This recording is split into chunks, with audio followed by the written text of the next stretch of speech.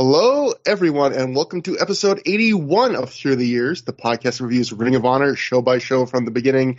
My name is Trevor Dame. The other voice you will hear, as always, is Matt Feuerstein.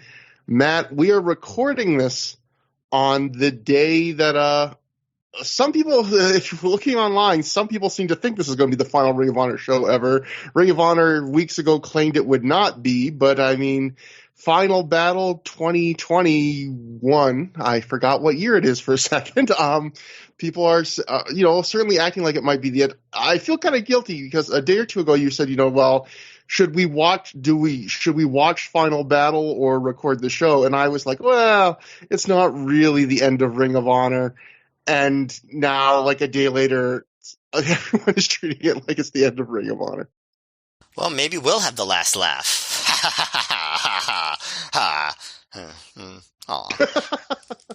No, it's sad.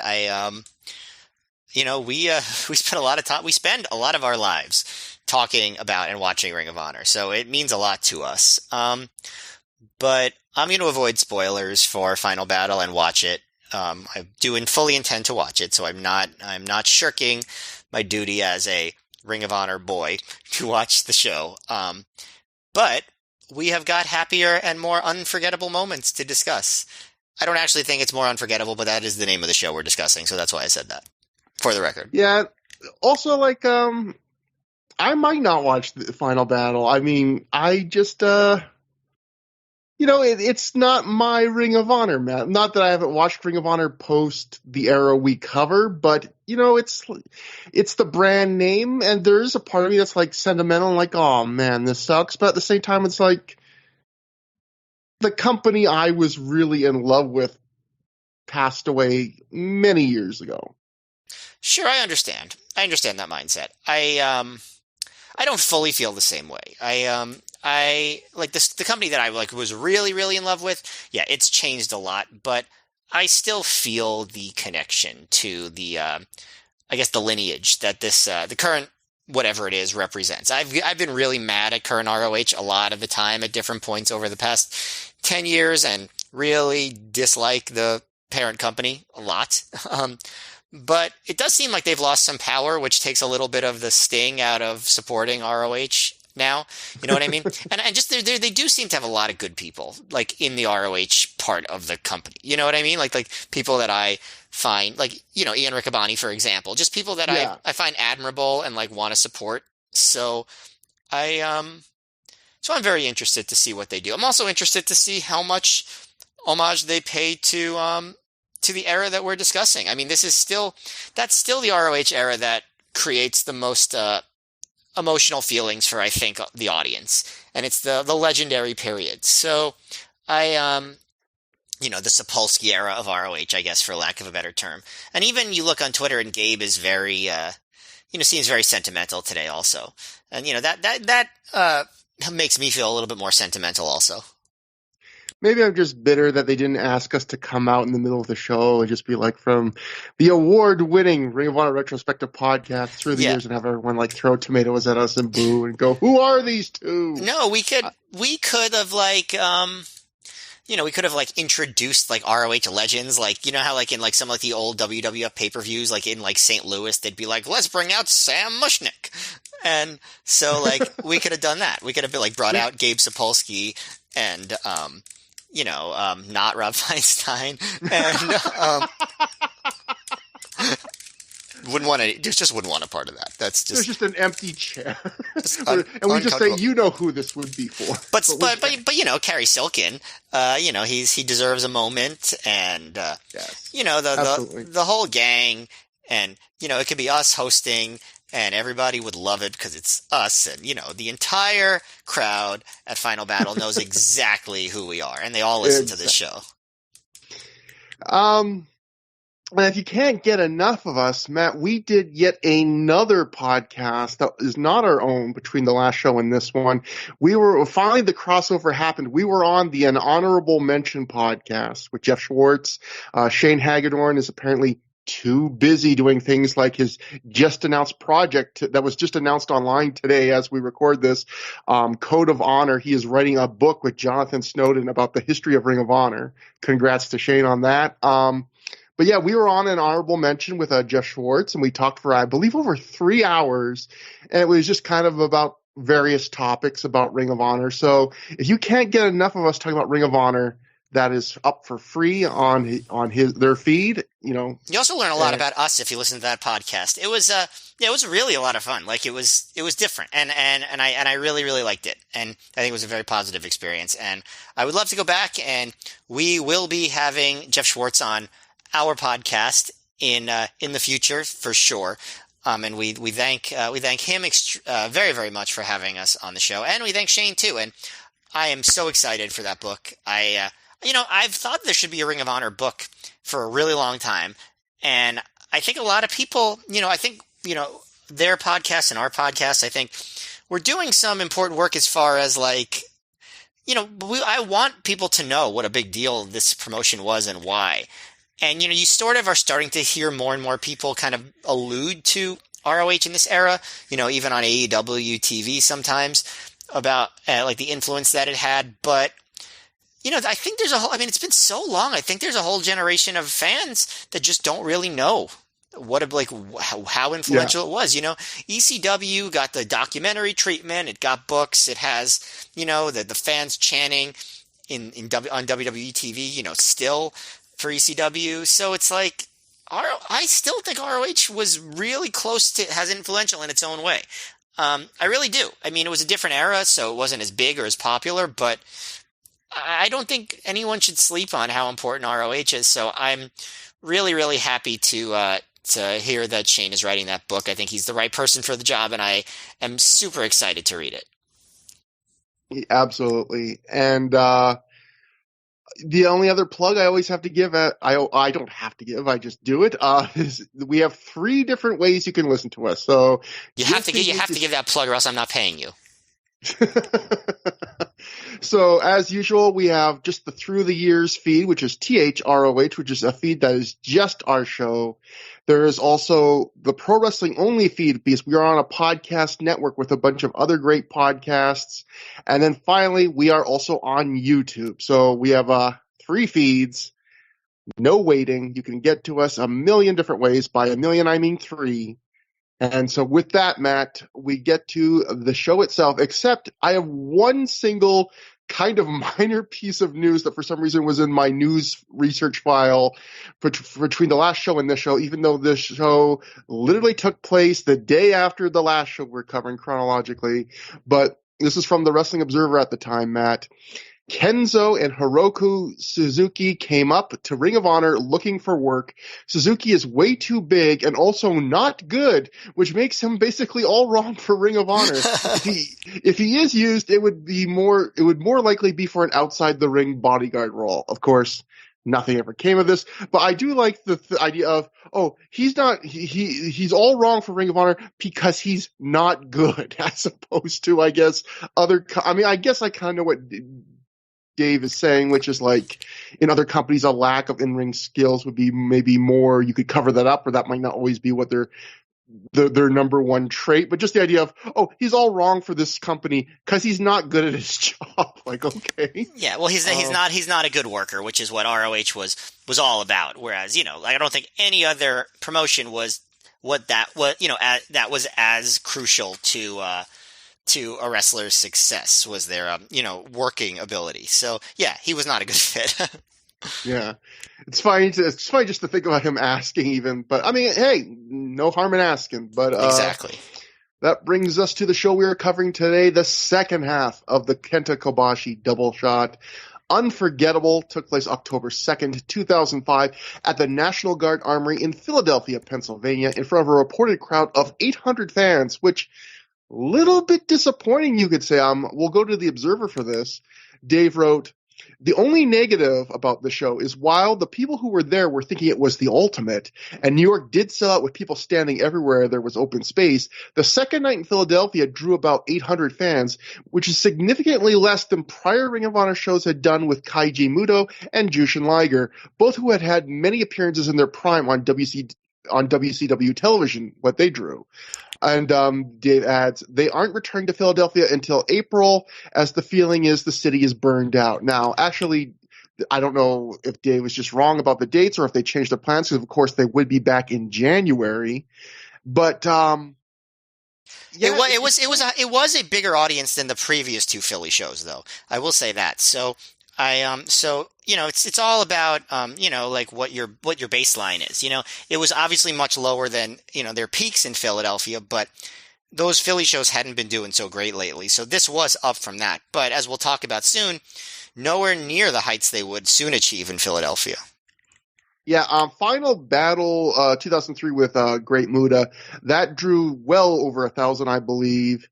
And that wasn't Philly. But to be fair to the comparisons, I mean, the Jushin Liger shows, they did not run Philly. They ran New Jersey and Boston. So it's not a one-to-one comparison there. It is funny in the sense of, what was I going to say? Oh, yeah. Remember when we covered the last Ring of Honor show that happened in Philly, Matt? It was the show with Christopher Daniels, CM Punk in the main event, Homecoming, in the 60-minute draw. And that was that show that we read a lot of live reviews and stuff where people were complaining because there were so many, like, screwy heel finishes and a 60-minute draw in the main event. And I believe the story at that time that Gabe was giving said was like, he thought he could get away with all of that stuff because we have Kenta Kobashi for the next Philly show. So it doesn't matter if we kind of do things that might bother the crowd on this time because everyone will be here for the Kenta Kobashi show. And well, again, it did do, good by the standards of recent Philly shows. It was not the gigantic, crowd you maybe by Ring of Honor standards you would hope for, like 1,000 plus. And part of me wonders if maybe that had anything to do with it. I don't think so. I strongly feel that it did not, but that's just my opinion. And the other thing I was just going to say is, do you? I wonder if there's any something to what the theory that Dave seems to be kind of floating there, which is the idea of Liger and Muta. They both were in WCW, not Muta for a year or so, but like. Liger didn't have like big long stretches, but they were, there is a certain cachet of being on American TV where Kenta Kobashi is an absolute legend, but he was never, on television in America in any way. So I wonder if that sense he did maybe. I don't know. I don't think it's any of that. I think it was just Philly was burned out and they needed the CZW feud to respark it. And if they had a bigger building in Manhattan, they would have, broken a record, I think. Like that's how I feel about Kobashi. I think people were extremely excited to see Kobashi. I just think it was a timing issue. Yeah, and it's the sad thing, too, about the way they had to schedule it because, yeah, like you were just saying, even New York would have been like they could have fit more people in there. It was crammed in. It was completely sold out. Where in Philly, it technically drew slightly more than New York, I believe, because I think New York we were saying it was like 700 people. So this is 100 people more, but it's just a much bigger building that they had more seats available.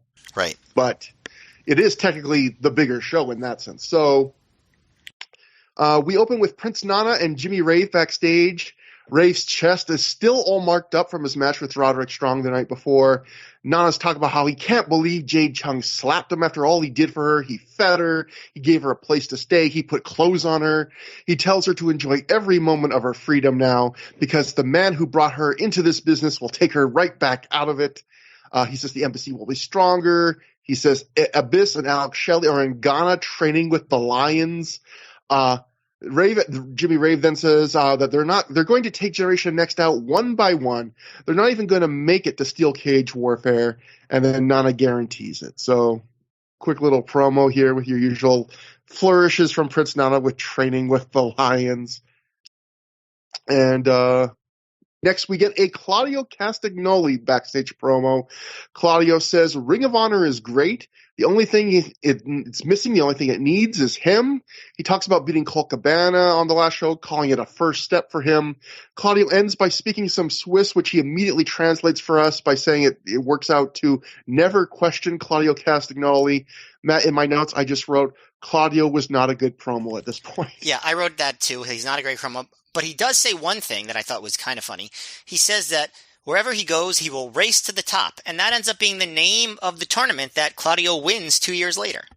Wow, that's an interesting little coincidence. I didn't even pick up on that. Wow. Or either a coincidence or somehow Gabe remembered that promo. Or Gabe is actually Gabe Doe, because much like Gato, he books 2 years in advance, which, no, I don't actually think he does that. But yeah, at least not that. He wasn't booking that 2 years in advance at the very least.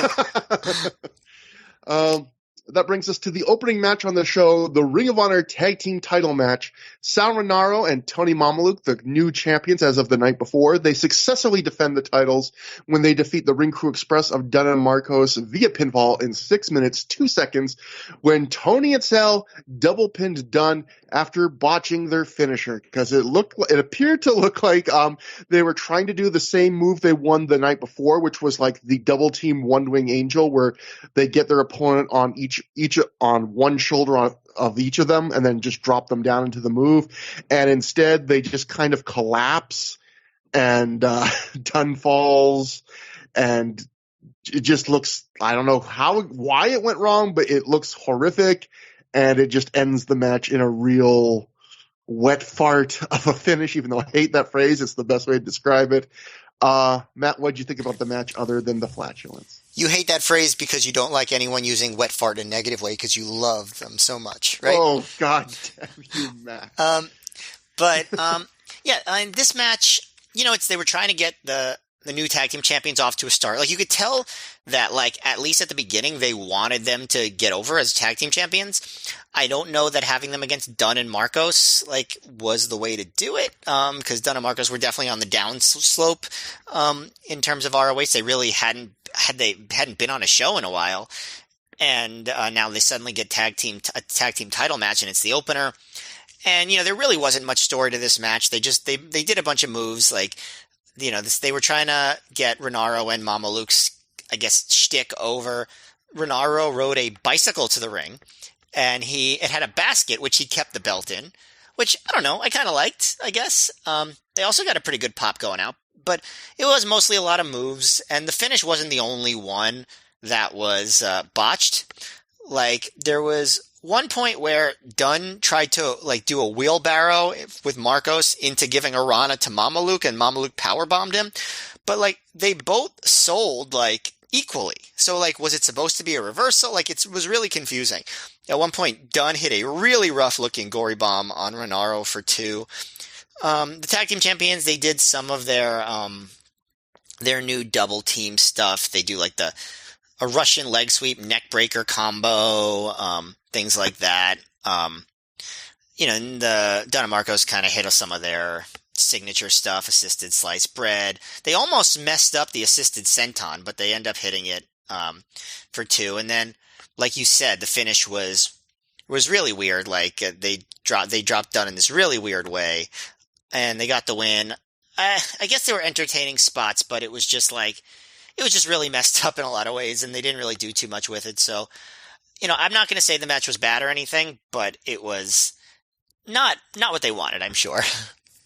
Yeah, I did not mind this until the finish. I mean, it was all action. Like, it wasn't something amazing, but it wasn't boring, and I felt it was action. It was action. There was no story. Yeah. I felt like for a brand new team, Sal and Tony already had a bunch of double teams, like the drop toe hold into the stomach breaker that they did the show before. They had a thing where Tony, like, tosses Sal into the air so he can hit a basement drop kick in the corner, like he's just giving him kind of a lift boost. They do a combo side Russian leg sweep and blockbuster. So I thought, like, oh, they got some cool little stuff going on here. And but yeah, the finish, it's just really, like, what do I even say? I feel like in wrestling, a lot of times, people say a lot of times in life, your first impression is the most important. I feel a lot of times in wrestling, your last impression is the most important, because I feel like if this match had just gone smoothly to that finish, it wouldn't have helped them. It wouldn't have hurt them. But I felt like this finish probably actively like hurt them, because just it being like the sour note at the end of the match, you can kind of hear the crowd deflate. And look at like the live reports I could find at the time. It was like, even like the live report Dave wrote in the Observer, like the one thing this match gets mentioned is the one thing that gets mentioned about this match is they botched the finish. And, you know, that's a bad, when you just become the tag team champions, that's not like the early word you want coming out of this. The Saronaro bicycle thing was funny because I thought it was kind of random, and I didn't like it in the sense of, I felt like we're kind of doing the exact same thing that the last tag team just had, because the last tag team champs, BJ Whitmer and Jimmy Jacobs, were this thrown together tag team that won on the tag house on their first night together. Now, granted, in their case, it was kind of forced because obviously that wasn't the original plan. Dan Moff, had to leave the company, and so Gabe kind of threw a new partner together for Whitmer. But the other thing they had going for them was they were kind of this odd couple tag team where one's very serious, or maybe not too serious, because Whitmer would sometimes play along with Jacobs, but one was really kind of the goofy, funny guy. I feel like they're already doing it, and I feel like, oh man, is Gabe just going back to the same thing again? But then for the show, I listened to a bunch of the Sal Renaro episode of An Honorable Mention where they interview him, and he talks about how the bike was just completely his idea. And in fact, Low Key apparently was running it backstage during this show, which is a funny visual to think about. Low Key just riding a bicycle with like a basket in front of it, carefree, not a worry in the world, Matt. But the thing, what was interesting though, was Sal was talking about how, it was interesting. Like, how on a recent show I talked about how I was watching a Kevin Steen shoot, and he was talking about on this first run of Ring of Honor, he asked Gabe, like, am I a face or am I heel? And Gabe was like, yeah, you just wrestle. Like, don't worry about that. Sal Renaro basically says the same thing here. And he was like, what's our character? What's our team? Am I a face or a heel? And Gabe was like, you guys just wrestle. And just like the Kevin Steen thing, I feel like some wrestlers can get over if you just tell them, like, just wrestle, try and have good matches. But there are definitely some wrestlers, they need more of a hook. They need more of a direction. They need, like, that motivation of, am I a face or am I heel? Do I have a character? What's my purpose? And I guess this was Sal's attempt to try and find something. But it is funny to think that, like, I get why maybe – why Gabe would have said that to Kevin Steen in his first run, because Gabe was just trying out Steen and he was very low on the card.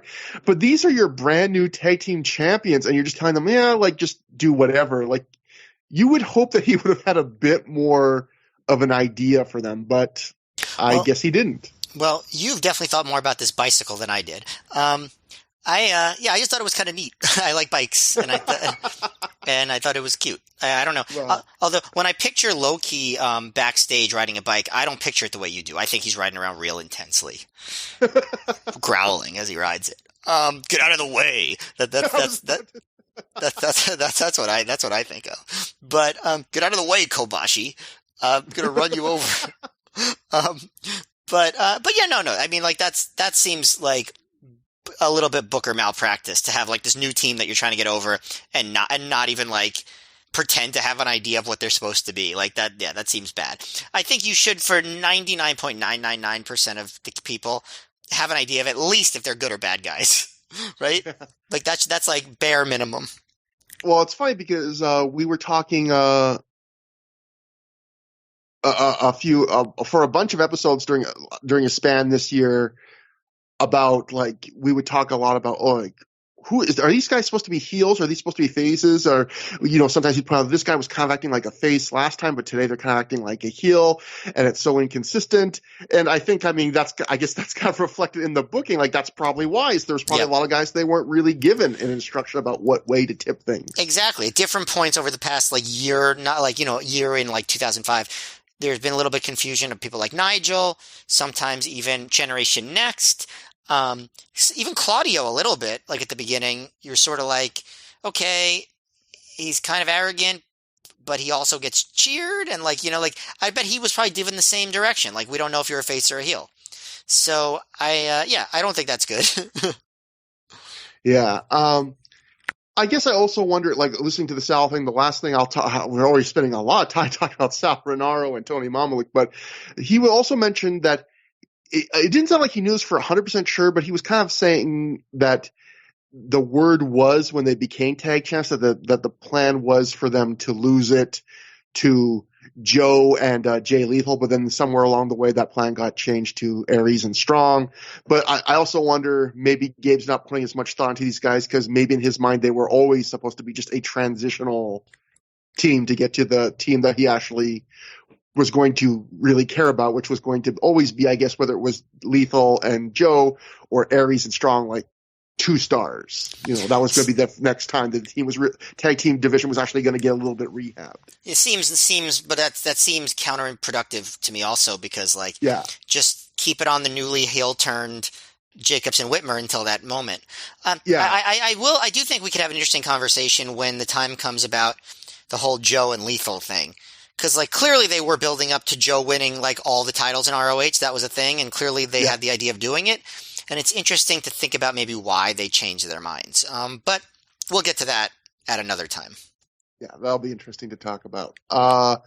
Next, we get something I know this is one of those things we talk about sometimes where we try not to talk to each other that much. I mean, it's not a hard and fast rule, but we try not to talk to each other too much about the shows before we do the podcast, just so our first impressions to each other are kind of fresh. But occasionally, like, we can't help ourselves. And this was one of those things where Matt lives, I can always tell when something's going to be crazy because Matt usually is a little bit ahead of me on watching the shows. And he was like, have you seen the Jade Chong promo? And I immediately just went, oh God. Because I knew that wasn't a good thing when Matt came to me saying that. Yeah.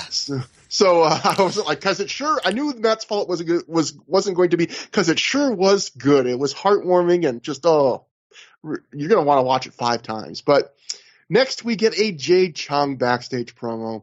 And as often is the case with women's promos in Ring of Honor, the camera starts at their feet and slowly works their way up so you can see their entire body. Jade says from day one in Ghana, when Prince Nana bought her, he abused her and treated her like a slave. And at this point, I just wrote my notes. It's kind of bad taste, but I wrote, I like how after saying she was purchased by another human being, she was treated like a slave. Ma'am, I think you actually were a slave in that case. Like, if someone bought you, you're not being treated like a slave. You are in human bondage, ma'am. Anyway, Jade recounts all the ways we've seen Nana abuse her in Ring of Honor. She talks about looking at the bruises she had and crying herself to sleep every night. She calls it a nightmare. Then she says last night she got revenge, and she's doing it for all the women out there. It's time for payback on the embassy. She blows a kiss to the camera and walks away. So the weird thing about this, Matt, is I actually thought Jade Chung's delivery was pretty good. It's a lot better than Claudio's. I felt like she had some charisma. She had a little bit of confidence. We've seen a lot of people in Ring of Honor or in wrestling in general where their first promos are very wooden and you can tell they're kind of deer in the headlights because it's hard to get used to, even once you're good in the ring sometimes, to get used to talking, in a promo. I felt like for someone that had never done a promo, at least in Ring of Honor before, those performance assets were really good. The material, as I'm sure you will get into, double, triple, not good. Yeah, I mean, in the sense, like, she did a good job in the sense of, like, she actually had, like, some emotional, like, something to connect to emotionally, which, a lot of first promos you don't. But it felt like real booking malpractice to me to be like, okay, we built this up for months and months and months, and then we give a promo to this character a day after this big angle where she breaks free from the embassy, and she just has nothing insightful to say about it at all. Like, it's literally just the most obvious parts of the story, right? She was treated badly by Nana, then she stood up for herself, and now she's gonna stop him, right? Like, that was the whole promo. Like, you would think that there'd be a lot more insight to gain from this, right? Like, okay, why did she go with Nana? Why did she stick it out with Nana? What eventually made her choose this moment to turn on Nana? Like, all that stuff. Instead, it was just like again, like just the most obvious beats of the storyline that no one needed to tell us about.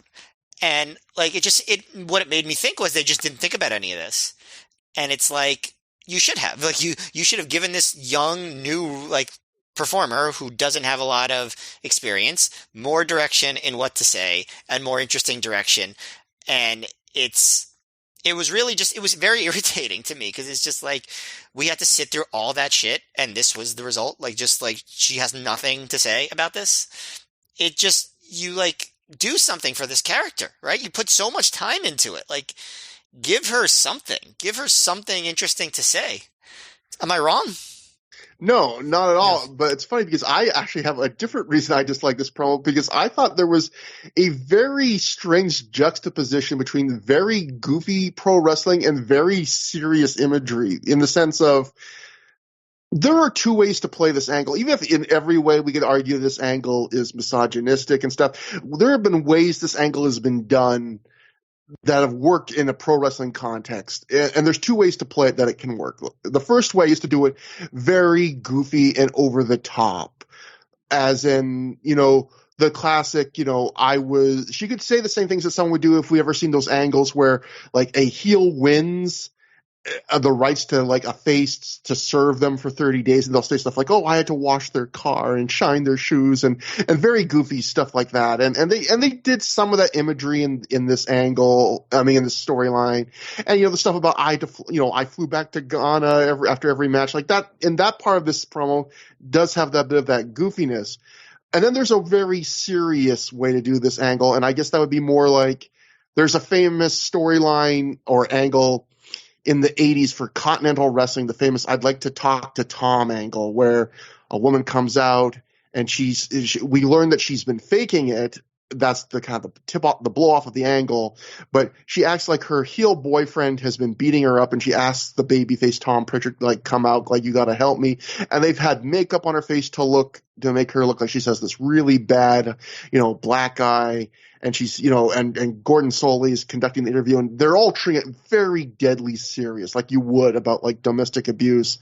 And I felt like this angle, like, it had a bit of the goofiness, but then it also had the stuff like here where when she was saying, and she said it seriously, like, every night when I looked at the bruises, it's just like, that's a very dark, serious imagery to go with the crazy goofiness that is generally there with the embassy. And I just thought, like, those together, for some reason, having them like side by side, the goofiness and really serious parts, that made it more off-putting to me for some reason. Well, that's true, but that's been true the entire time for this angle.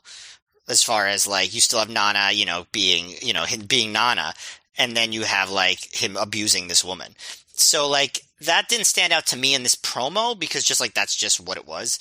But like, man, it just struck me how little thought they put into it, and that bugged me. Like, I've known, like, part of the reason I don't like this angle so much is like, I know the payoff is just like, I knew because this was many years ago, so I know what the payoff is, and it just was not worth what they were doing.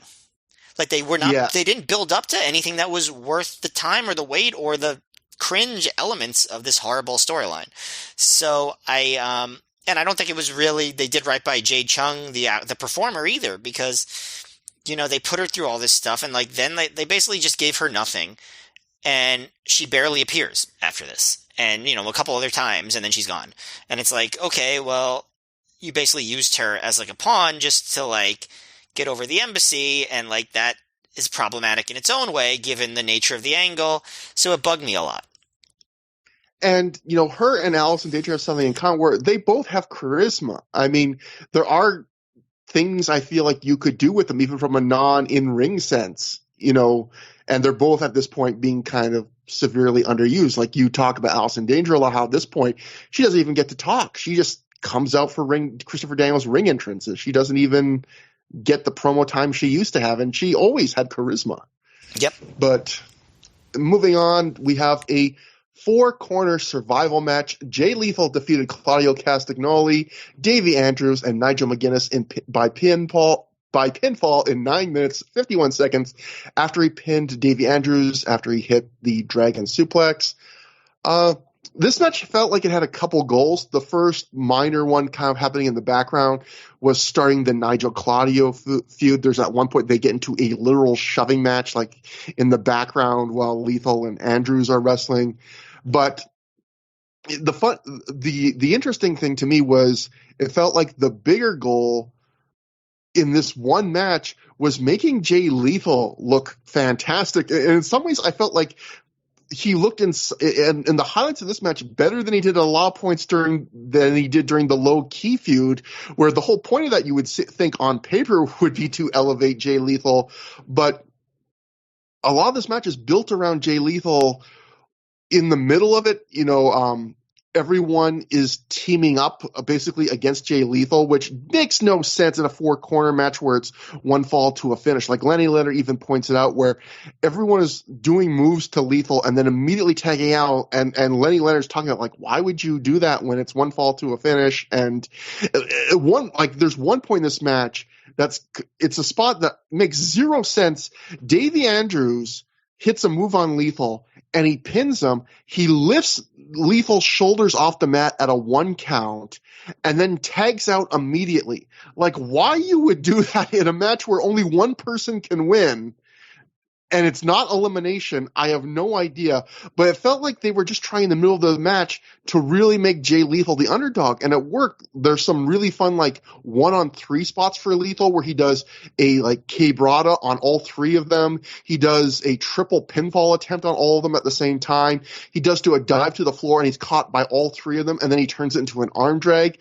And I just felt like that's some of the highlights of the match. And it was really fun, and it made Lethal look like a really impressive babyface, but it was weird just knowing the future of Jay Lethal's run, and also just, again, how it made the kind of went against the rules of the match, but how hard these guys went into Lethal. Apart from that, I just thought everyone else, like, this match was above average. It wasn't anything special, but I thought it was enjoyable, apart from, like, the really weird psychology. Just giving a quick little shout to each guy. I thought Claudio has a lot of charisma in the ring for a guy who just showed us at this point in his career he had like zero charisma out of the ring. He does a lot of, he's really playful at this point in his career. Like, he does a lot of haze to the crowd that they love, and he's got some good charisma in the ring. He impresses with a lot of cool European uppercuts. He does a big springboard one. He does a nice tope to the outside. Davey Andrews gets to do a little more than you would see a rookie get to do in a standard rookie match. He hits a couple nice things here, like a delayed power slam where he kind of holds it for a while, and a superplex into a final cut. But he's also still mostly at this point just screamy, intense Black Trunks rookie. Lethal looked good. He keeps doing those incredibly loud chops at this point. He did a flying chop at one point that looked really cool. And then finally, Nigel, I felt, took a backseat to everyone else.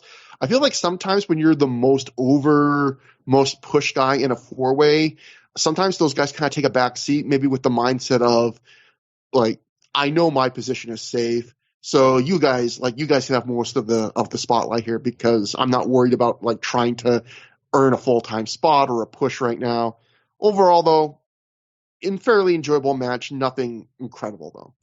Yeah, I would agree with that. I liked the match. I thought it was one of the better 4-ways in a while. Not that they've done so many, but I thought Andrews, considering who he was in with, which were, like, real top tier guys, like, he held his own pretty well, all things considered. As far as what you were talking about with Lethal, I do feel like whatever they ended up doing with Lethal, it doesn't seem like they knew that was the direction they were going to go at this point. Like, they still had a different idea. Like, I guess they were probably still planning on him and Joe getting a tag team title run. I'm curious to think about, like, why they changed directions. But again, forward down the line. Claudio, I thought, was really over here. And, like you mentioned, like, he wasn't good on promos, but really charismatic in the ring. To some degree, like, it's not as stark now, but it's still kind of true, isn't it? Like, he never really became, like, a particularly good promo, right? Yeah, he got to the point where it's not a glaring weakness, but I still don't think it's a strength. Right. Like, so he still has a lot more charisma in the ring. But he had a lot back then, and I thought he was impressing. Like, I thought the crowd really got into him. All of his European uppercuts and stuff. I actually enjoyed it early in the match at one point when it was Lenny Leonard. He goes, let me find the line. He said, because they were starting off, and Leonard goes, "These are two guys with a European flair." And I was like, I wonder why they have a European flair to their wrestling.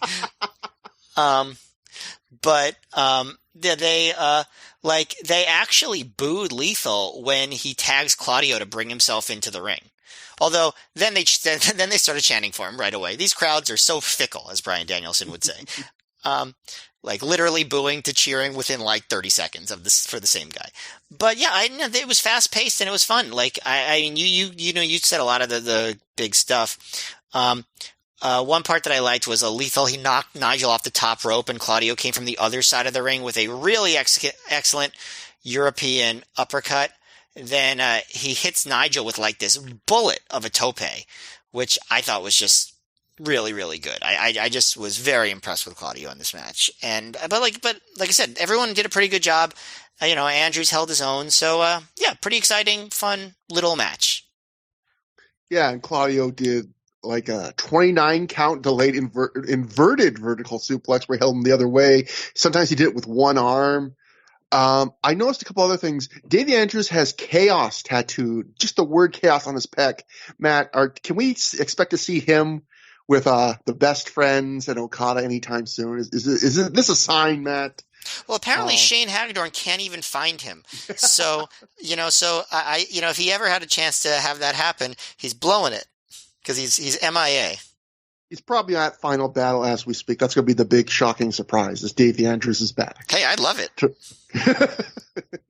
You'd be one of 7 people. No offense to Davey Andrews, but just how many people remember Davey Andrews? Yeah, that would be extremely exciting to me. And, God, we're nerds. No offense. So also I noticed on commentary when they were talking about the new Ring of Honor commissioner that of course gets announced on the show shortly after this, they again tease Bret Hart. Lenny goes, we've heard about everyone from Lance Storm to Harley Race as a possible name.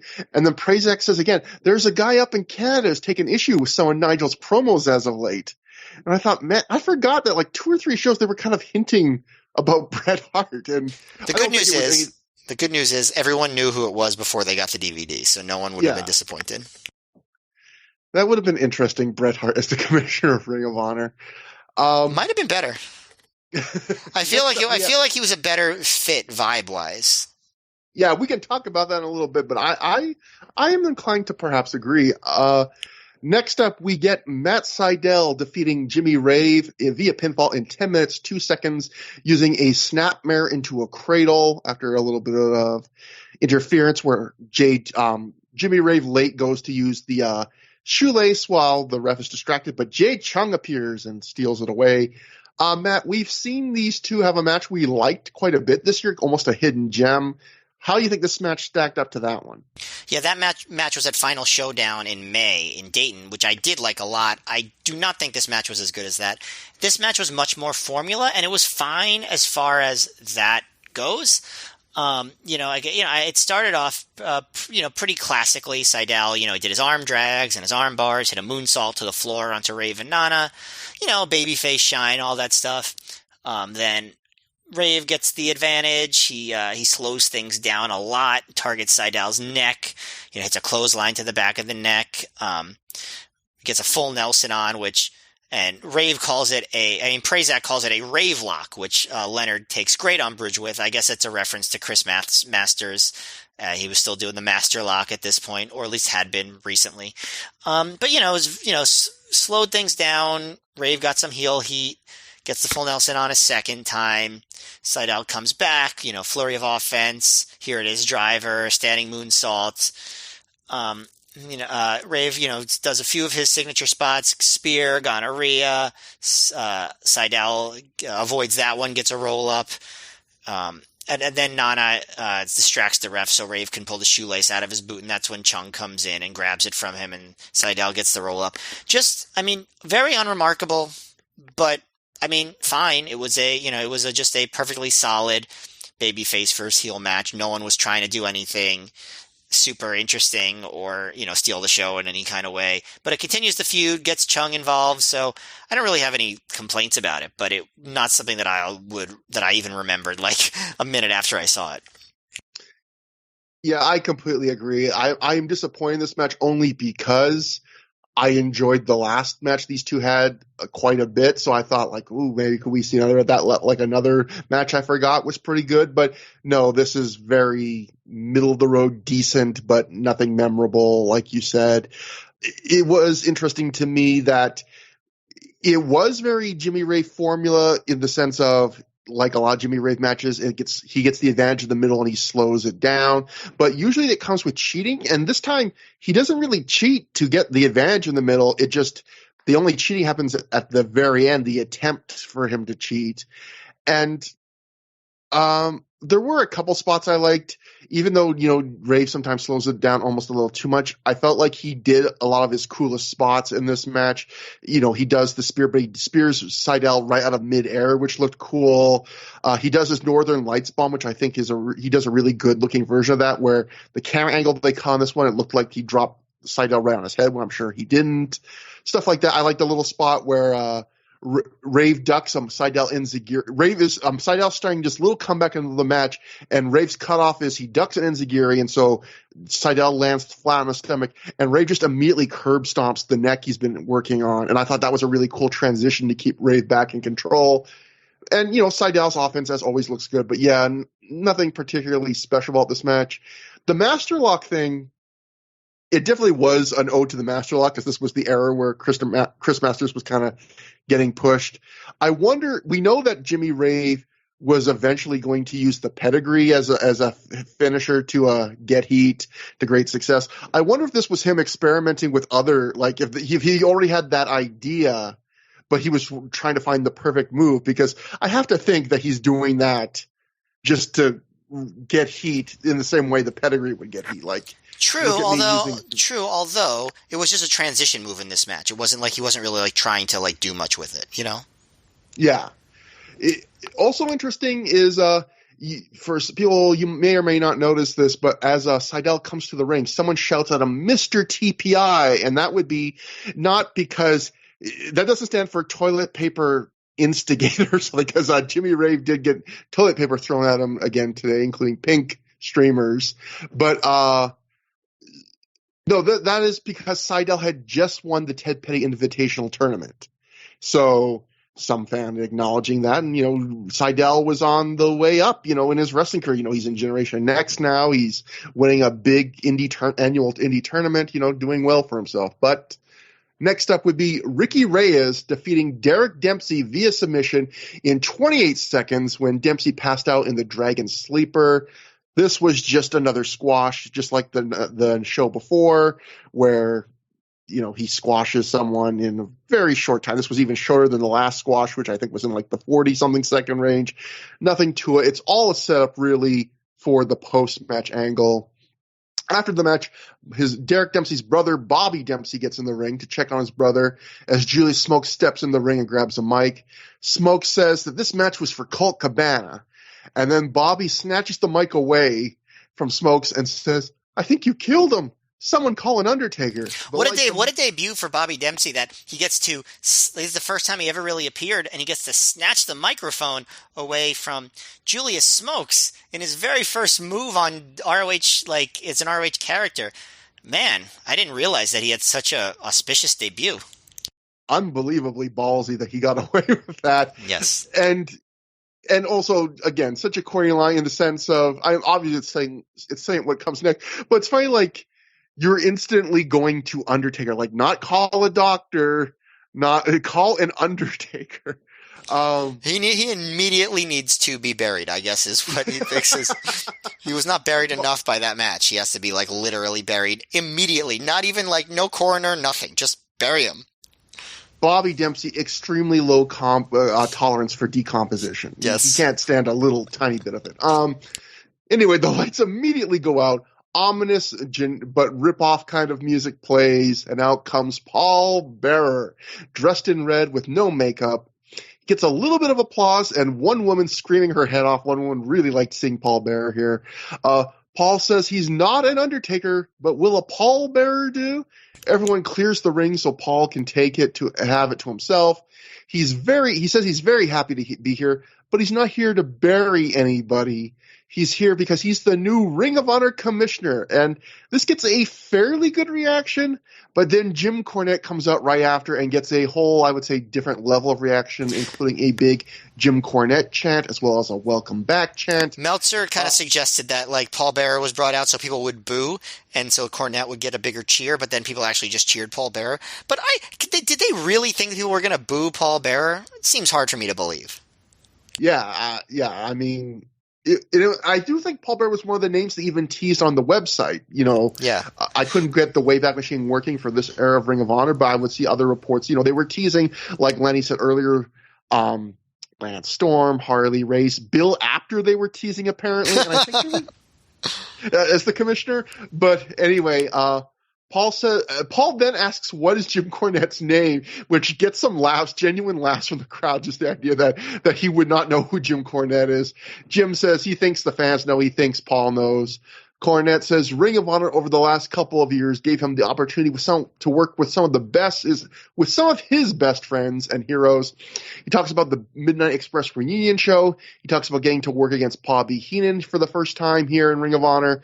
Cornette says he was in town to film another Ring of Honor shoot interview DVD, and he wanted to see Kenta Kobashi in person, and he wanted to be in the ring with another person he admires and respects, another great manager. Paul asks if his name is Paul, and Jim says it isn't. Paul at this point goes, "Oh, no." Cornette says deep in his innermost bowels, I guess as opposed to your outer bowels, hidden, covered over, there's a manager he respects who stands for old school named Percy Pringle. Cornette says Ring of Honor was founded on wrestling fans getting what they wanted to see. Winners and losers, not a bunch of guys interfering, not disqualifications, winners and losers.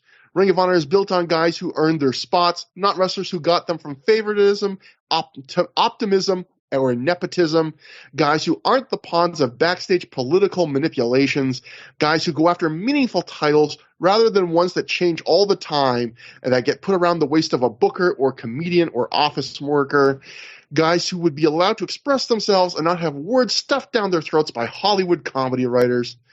Cornette says Ring of Honor is about old school, and so he wants to see Percy Pringle throw off the shackles. Paul asks if Jim is saying Paul Bearer lied to Percy Pringle for 14 years. Cornette says not only did he do that, he lied to these people because he's not the new commissioner of Ring of Honor. Jim Cornette is. That gets a pop. Paul says Paul Bearer don't like that, but then he changes his voice mid-sentence and goes, Percy Pringle loves it because Jim Cornette is the best manager in the business today, and he's proud to say he's also his friend. They shake hands and say, oh, yes, together. Cornette guarantees the fans that he won't have a problem upholding the rules, even if he has to put his foot down or put his foot up or slap some sense into anybody going against Ring of Honor's principles. Cornette then calls Julius Smokes back out to the ring, with Ricky Reyes and Grim Reaper coming out behind him, standing at the entranceway. Cornette announces that the main event tonight will have no managers or seconds at ringside, and if they try to interfere, he swears to God they will never step in a Ring of Honor ring again. Cornette says Smokes is a big man carrying that Tennessee toothpick, a.k.a. a baseball bat, but we'll see how tough he is if his paycheck gets cut off. The Rottweilers hold Smokes back from going to the ring. Cornette tells the crowd to count to 10, and he says if the Rottweilers are not gone by the time they hit 10, they're fined $1,000 apiece. They run back at the count of 10, or I guess technically actually they ran back right after the crowd said 10, so they could have gotten a fine. He gave him a little bit of leeway. That's a fair commissioner right there. Cornette thanks everyone again, and he promises to give the fans what they want to see. Matt, this is something, we've kind of touched on this before with Cornette. I thought this was a good, fiery, standard Jim Cornette promo, and it was, as you mentioned, the classic wrestling bait and switch of you give the fans something that you think will be like a disappointment to them, and then to hopefully make the real surprise seem even bigger, and the fans are even more grateful, like, oh, we got that. But yeah, I don't think the fans were like going crazy for Paul Bearer, but I think they enjoyed seeing him. So it wasn't like they shit on, but I do think they definitely were happier to see Jim Cornette than Paul Bearer. But as always, I think with Jim Cornette, and you kind of alluded to this with the Bret Hart thing we talked about a second ago, I think Jim Cornette's problem was always with Ring of Honor was he just I think when someone's like the face of the company in like a commissioner role, you want to feel like they're really like you can at least pretend they're a huge fan of the company. And while I'm sure there's aspects of Ring of Honor Cornette really liked, he never seemed completely in step with Ring of Honor, as I think he'd prove when he eventually got some political power in Ring of Honor and ended up alienating like half the roster that would become huge future stars in the business, like the Young Bucks or El Generico and Kevin Steen, Colt Cabana. And just his reaction to AEW now, like, kind of is like, okay, well, like, this is not so different than what Ring of Honor was back then. So if he feels this way about AEW, like, how did he really feel about what was going on in ROH? Clearly wasn't the person that was going to carry the torch for them or be their spokesperson. And his promo here even, he keeps emphasizing like Ring of Honor is old school wrestling. And in some ways it has some old school principles, but Ring of Honor really, it wasn't sold as old school wrestling. If anything, it was sold as like the modern cutting edge state of the art wrestling. But it felt like Cornette tries to sell everything he does. Like to Cornette, the biggest endorsement he can give wrestling is it's old school, because even like when Smoky Mountain started in 93 or 94, whenever the catchphrase for that I think was like, it's old school wrestling the way you liked it, the way you remembered it. And I thought back to that, I looked it up. Jim Cornette, when he started Smoky Mountain Wrestling, doing this like it's wrestling the way it used to be, he was younger by a few years, Matt, than we are now. And even then he was Mr. like it was better back then, which is kind of crazy to think.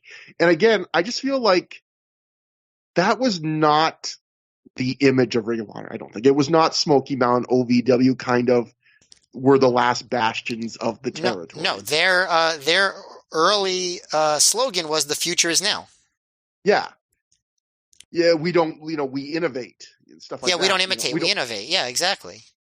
So, yeah, no, you're right. I mean, it was a good promo. Like as far as just like taking this promo in a vacuum, like it was good. Like he's a really good promo, and the crowd was happy to see him. Honestly, the thing that pissed me off the most was when Paul Bearer came out. He pulled a chair up to step up onto the apron, and I was just thinking like, you have Kobashi stairs right there. What, like the stairs are too good for Paul Bearer that he couldn't use the stairs for him to get? I don't know. That bugged me a little bit. It felt disrespectful. I don't know. But although I do remember, I think on the last show we talked about how they had to make the stairs or something, and they were worried they weren't even going to hold up. So maybe someone said like, Paul, no offense, but don't test the stairs. Leave them for Kobashi. I don't. Paul Bearer, I don't know. Kobashi was a big, muscular guy. I don't think Paul Bearer weighed so much more than Kobashi. I don't know. But maybe I'm just bad at eyeballing this sort of thing. But I will say this, and this is not really about this promo or anything like that, because I agree with you. I don't, Cornette just doesn't feel like the right fit. But, he'll do his job well, I think,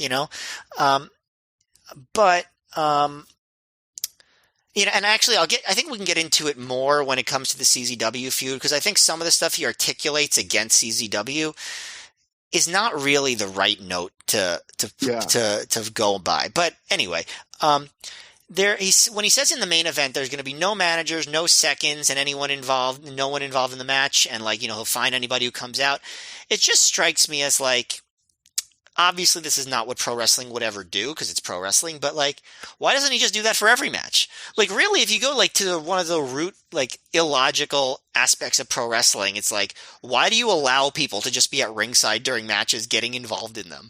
Like, it just seems like it's just absurd on its face, but, that's pro wrestling, so you just sort of turn a blind eye to it. But, like, if you can ban people from ringside for this match, why not ban the people that constantly interfere from every match? Doesn't that make sense? Yeah, why don't they make the entire plane out of what they make the black box out of? Yeah, exactly. But no, yeah, and I think it's far tougher to be a face commissioner than a heel one, because if you're a heel commissioner and something doesn't quite make sense or have that kind of logic that you just expressed, you go, well, he's a heel. He's either incompetent or he just doesn't care or he's evil, nefarious.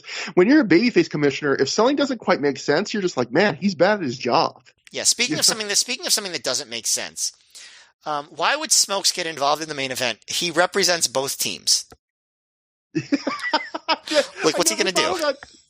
Yeah, like, who's he going to interfere? I mean, yeah, because even if he attacks Joe, like, that's going to hurt low-key. Yeah. I mean, Yeah, that's a great point. I did not even think about that. And if he attacks Kobashi, I mean, honestly, like that would be great because like just the idea that Julius Smokes is doing spots with Kenta Kobashi would make me extremely happy.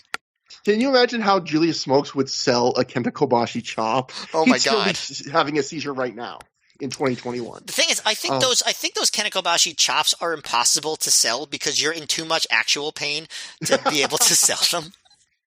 Yeah, you just kind of go blank and yes. motionless. Right. So I actually have a couple little newsletter notes from this segment. The first is Dave Meltzer talking about his then good friend Jim Cornette. Always had to put over Jim. He wrote, upon seeing the tape of the show, that show, referring to this show, also had Jim Cornette's debut as commissioner, and in hindsight, the best thing that ever happened to him was being dropped by WWE. He looks years younger and has dropped a lot of weight without the stress. In fact, he looks significantly younger now than he did in 1996 when he was managing in WWE. I don't know if I would go that far. No, I don't agree with that at all. I mean, he doesn't look older, really. Like, he looks mostly the same, which so that's good. I mean, that's good because he is older. But, like, yeah, he doesn't look significantly younger than he did 9 years earlier. He has a spiffy white suit on, which I think he refers to even as his Miami Vice suit. But yeah, like I would say Jim Cornette, he looks the same, which, hey, if you look the same nearly a decade later in life, at any point in your life, I think you're doing pretty well. Yep. I guess unless you're a kid, that means you have some kind of disease. But I mean, in general, if a decade passes and you look the same, that's a good thing, usually. Or you're Benjamin Button. But well, actually, no, that'd be reverse. Anyway, never mind. Then finally, a Wade Keller note, which I thought was fun. I guess this is one of those things where poor Wade, like sometimes I feel like he's misguided, but like in a cute way. And I think this is one of those moments. Wade wrote about this. Having the otherwise jobless Jim Cornette become the first Ring of Honor commissioner is a good move, too. Besides great promos, Cornette is the king of logic. He is a fan of Ring of Honor, so he should be able to make sense of anything that needs explaining. In fact, in terms of his future in the industry, being around Ring of Honor should help him see another way of promoting wrestling. Having him around to give advice and provide alternative perspectives should help Ring of Honor, ROH's Gabe Sapolsky get out of any tough spots, too. Yeah. Really ended up enlightening Jim Cornette. Yeah, I thought, oh, Wade, when I read that, like nothing. Like, if there's one thing we now know for sure about Jim Cornette, is like he was kind of set in stone by like 1988, and exactly. Nothing was going to change him. If anything, he's become more set in certain ways. Yes, definitely. The idea that Ring of Honor was going to like get, not since we read Wade saying that like he thought that some people were telling him that they thought that CM Punk would really get along with Triple H, has Wade maybe been this wrong on a Ring of Honor take. But so like just a few weeks earlier. Yeah, but still adorable. When Wade is wrong, it's extremely lovable because he just seems like such a sweetie. Like there are certain wrestling journalists where it's a lot more cloying when they have like over the top things that they're very confident about. Yeah, I think with Wade also it's usually because his big misses are usually from like a place of optimism. Yep. Like, golly gee, Triple H and CM Punk, they're gonna be like gangbusters together. Or man, Jim Cornette, he's really gonna love the kids. He's gonna see a new way. Like it's not as cynical. He's going in the other way. He's like, this is gonna work out. And it's like, Wade, you poor thing, your heart hasn't been broken enough. Still optimistic after all these years, Wade Keller. Yeah. But that brings us to Roderick Strong defeating James Gibson, escorted to the ring by B.J. Whitmer, who I guess we are told is a friend of James Gibson, which is something that was never been acknowledged in storyline. But hey, this is James Gibson's last match in Ring of Honor. Strong wins via submission in 28 minutes, 49 seconds when he makes Gibson tap out to the stronghold. Matt, this is it. This is James Gibson's last match in Ring of Honor, and although he said in all those promos, including I think the one on this show that he'll be back one day if they ask him to, unless he comes back on the show that is happening as we record this podcast, he may never get a chance to do that, I guess. Yeah. They had a great match also earlier in the year, in my opinion, but at the Best of American Supers Juniors, where Strong really destroyed Gibson's back. But I'm actually very curious to hear what you thought of this match, because this to me is like emblematic of what I would call at this time the ROH, like almost like house style, like main event style. Like it's very emblematic of what ROH like was at the time in terms of their big matches. And I love it. Like, this is just like tailor-made for me. Like, just the way is worked. Like, it's just like they treat it seriously. They are, they're just wrestlers. So, in pure Gabe fashion, they're not really baby faces or heels here. I mean, they're both baby faces, but like, they both act really aggressive sometimes. They both, takes, a few liberties every once in a while. So they're not like pure, good-hearted, good little go-getters. But they are, they're intense. It builds and builds. It's slow pace, but like never boring. This is just a match this is just the style that I love. This is why I liked ROH so much at the time. And, early on, they don't just, the crowd is really into it because it's Gibson's last match. They don't just shake hands. They actually hug. They say that the match is for the designation of the 2005 MVP, which Alan Cunahan referenced to us on his podcast a few months ago. So, everyone was waiting to find out who would win that distinction. So we're about to find out. But another thing I noticed, they were really trying to get FIP over. They were really pushing the match that the two of them had an FIP a little bit before this. But I was thinking like, that match probably came out on DVD like 6 months after this one did, right? Like, weren't those DVDs like notoriously insanely slow to come out? So like pushing the tickets to FIP, but you got to catch a flight so you don't miss the next Gibson Strong level FIP match with 5 other hardcore fans. But and a few kids. Yes, it's a DVD product. But they start slow. You can tell they're going long, and Strong is obviously going after Gibson's back. He actually does a classic style backbreaker a few times, which you don't see too often from Roderick Strong. It's much more like the variations. And Gibson comes back with a neck breaker, so they're doing the back versus the neck thing. Then, like I said, it's slow early on. Gibson attempts a dive over the top onto Roderick, but Roderick catches him and just chucks him back first into the guardrail. And then they have this really intense forearm fight on the floor that descends into a brawl, and the crowd goes crazy, and Roderick wins the fight by ramming Gibson's back into the guardrail. And they start getting a little bit rougher with each other, and they go back in, and, Strong does his full Nelson with the legs, which I always like.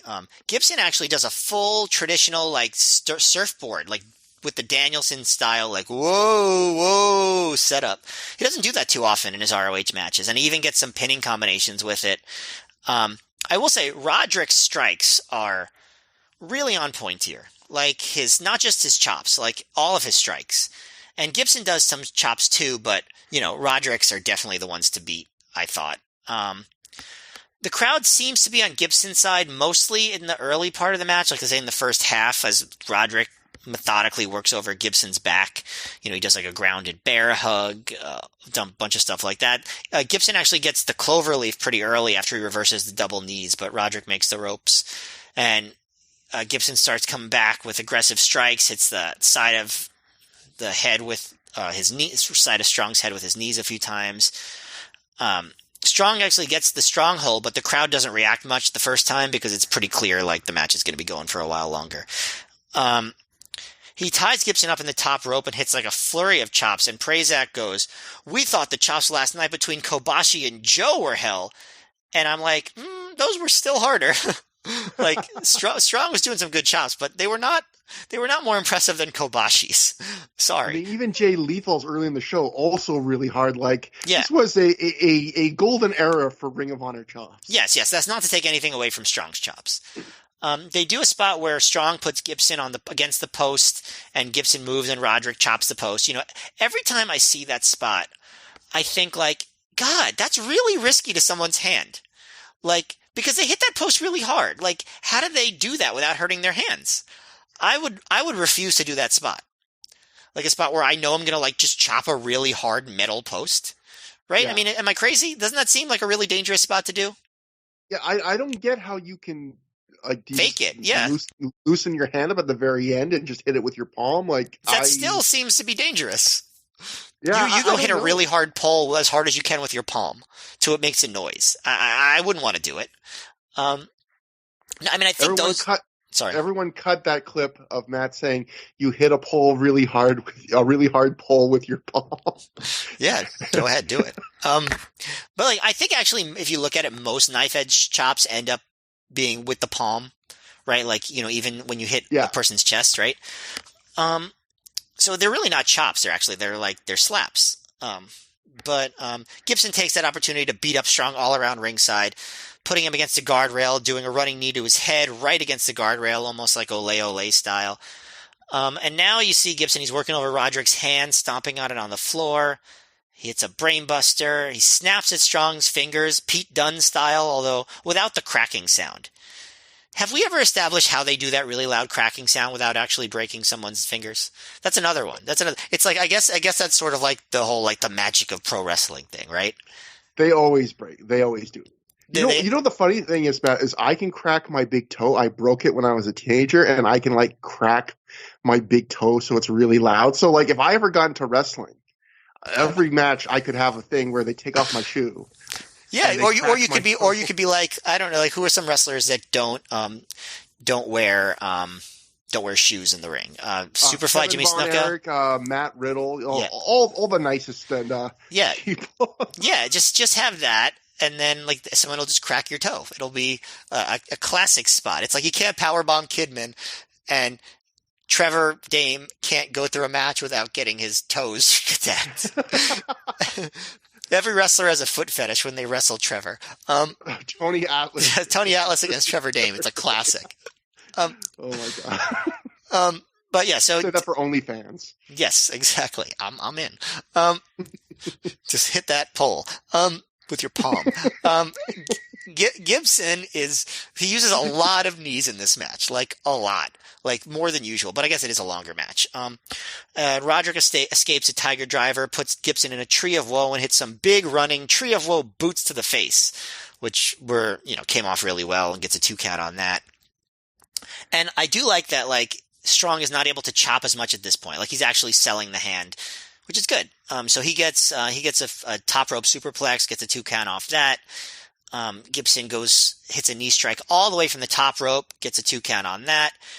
Then he hits a double arm DDT out of nowhere, right into the front guillotine. Strong stands up, runs Gibson into the turnbuckle, and Gibson hits a rolling German suplex, and he hits 6 in a row and almost stops, but then stands up and hits a 7th with a bridge. And I have to say, he got up much faster than for each subsequent one than Benoit did at the time. Like, Benoit was much more slow. Gibson was like flying one to the other. But so this was like the only negative in the match. Strong kicks out, but the bell rings, and I'm like, that couldn't have been on purpose, because like, why? Right? Like, why would they? It must have just been a botch. Yeah. Did you notice that Todd Sinclair? I think he immediately he's going to the ref immediately and saying like that's 2. Like I don't think it was a thing where he signaled to the timekeeper. I think the timekeeper went into business for themselves. Yeah, what a weird thing to do for a timekeeper. Like, why would you? And like, what is the timekeeper stupid? Like that they think that Gibson's not going to win this match? No, I'm just being mean. But like, seriously, like, it doesn't make any sense. Maybe it was booked, but I can't figure out why. I couldn't figure out what the purpose would be. But otherwise, it was a good near fall, and the crowd was really chanting for ROH and stuff. It took me out of it a little bit, but it wasn't too bad. So after a little bit of delay, Gibson follows up, but Roderick hits a backbreaker for 2, and Strong goes for the half Nelson backbreaker, but Gibson reverses it into a crucifix pin for 2. Gibson follows that up with a backbreaker of his own and a Tiger Driver, gets a 2 count, and the crowd really pops big for that near fall. Gibson goes for a top rope Tiger Driver, but Strong fights it off, hits the double knees from the middle rope, and immediately locks on the stronghold, and Gibson taps really quickly. Yeah, like I said, I'm very curious to know what you think, because I know that you don't like the style as much as I do, but this was one of my favorite ROH matches of 2005. I just really love the execution. It built up the crowd. It was stiff. I thought the story was like inherent without being heavy-handed. Just the idea of like the 2 different body parts. Strong was trying to, Gibson was trying to win in his last match. Strong was trying to make a name for himself. They respected the hell out of each other. Maybe you could say like the selling of the limbs wasn't as good as it could be, but the selling of the exhaustion and the intensity of the fight I thought was really good. And I thought it was just a classic, basic babyface versus babyface, like great wrestler match. Whereas Danielson versus Gibson was like more low key, like, just kind of like they didn't do like the real intense like build. It was like sort of like just like this like really classic wrestling match. This was like a really like intense modern match that did build. They didn't do anything so innovative or fascinating. It wasn't like Joe versus Kobashi where it's like, oh my God, that match was magical. But I just thought it did its job at a very, very high level, and this is just the sort of stuff I really like. So I thought it was one of the better matches in ROH that year.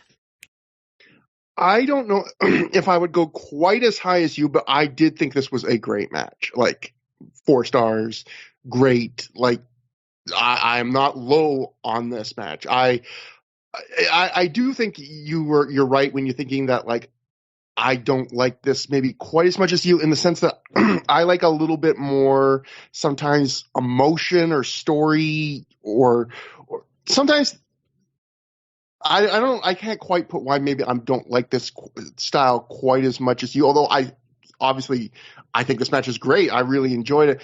But I think one thing you talked about with the build, the one thing that was interesting to me about this match, or how I felt about it, was, and I think I've talked about this with I forget what match, but maybe one other match on Through the Years has made me feel this way, where I talk about a lot of times when you watch a match, how you feel about it at the end is kind of the sum total of the experience, in the sense that, there are parts, if you're grading on a match on say like a scale of 1 to 10, there might be parts of the match that you feel are a 5 and parts that you feel are a 10. And at kind of the end of the match, you go, oh, my sum total of enjoyment of this match was like an 8.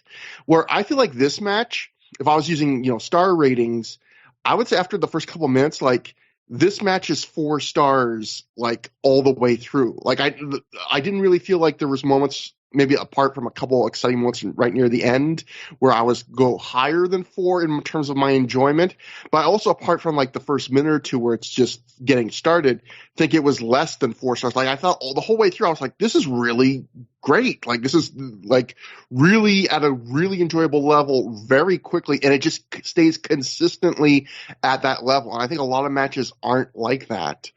I really liked also how a lot of matches, especially in this era, in this kind of the U.S. indie scene at this point, are very compartmentalized, in the sense of, like, here's our mat work section, here's our one big epic strike exchange, here are the near falls at the end. And this match is like both guys, it's like, here's a couple hard strikes, here's the submission, here's a couple moves, here's a couple strikes, here's a submission, here's a couple moves. And it's like cycles between all 3 elements through most of the match. And I felt like that made it feel like more like a war, and less like a performance. Like these two were really trying to break each other down however they could. So it's like, okay, I'm going to hit you really hard. Now I'm going to try and stretch you. And now I'm going to, hit a backbreaker. And the way it cycled between the 3 all the way through, I liked that vibe it gave the match.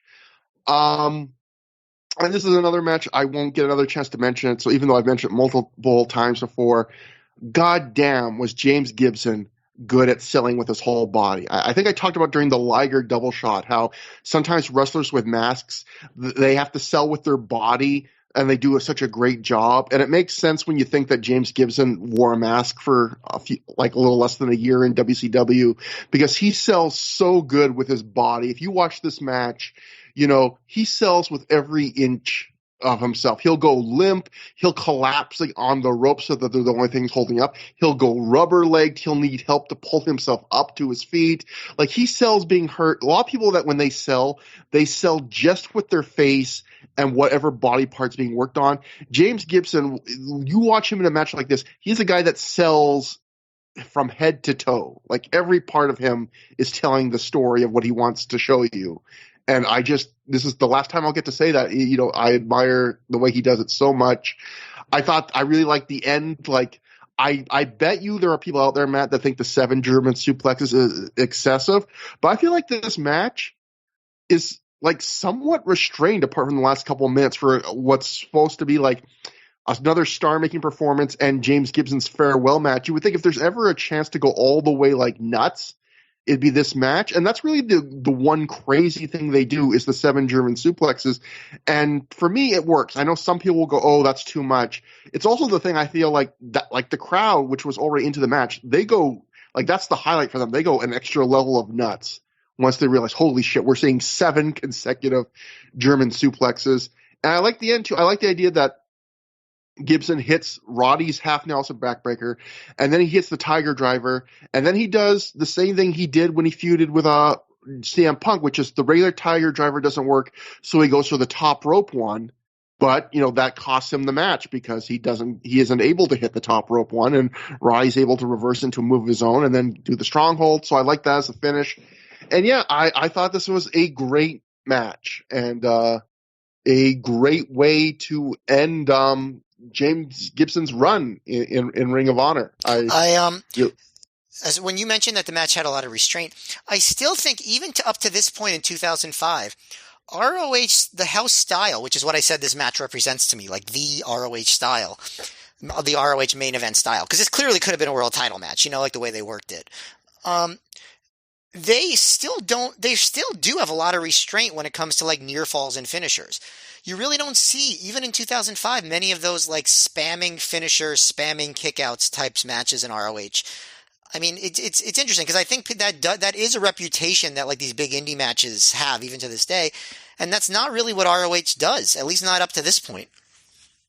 Yeah, because I feel like a match today, a farewell match in like a lot of promotions, they'd have gone even bigger than this. I mean, this match certainly it goes long and it's nearly half an hour, but in terms of just like near falls and crazy moves, a lot of matches these days would go way bigger than this in this situation. I was watching some stuff from like the Young Bucks era of ROH, some of their big tag title matches, and like, oh my God, do they do a lot of ridiculous near falls?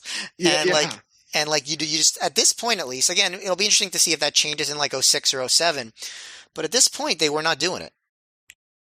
I also really liked one spot. I really liked just looking at my notes. I love when Roderick Strong just kind of muscles Gibson up into a power slam type position, and then he just slams him into a backbreaker. I thought he should do that more. I haven't seen him do that much. I thought, man, that's a really kind of cool variation.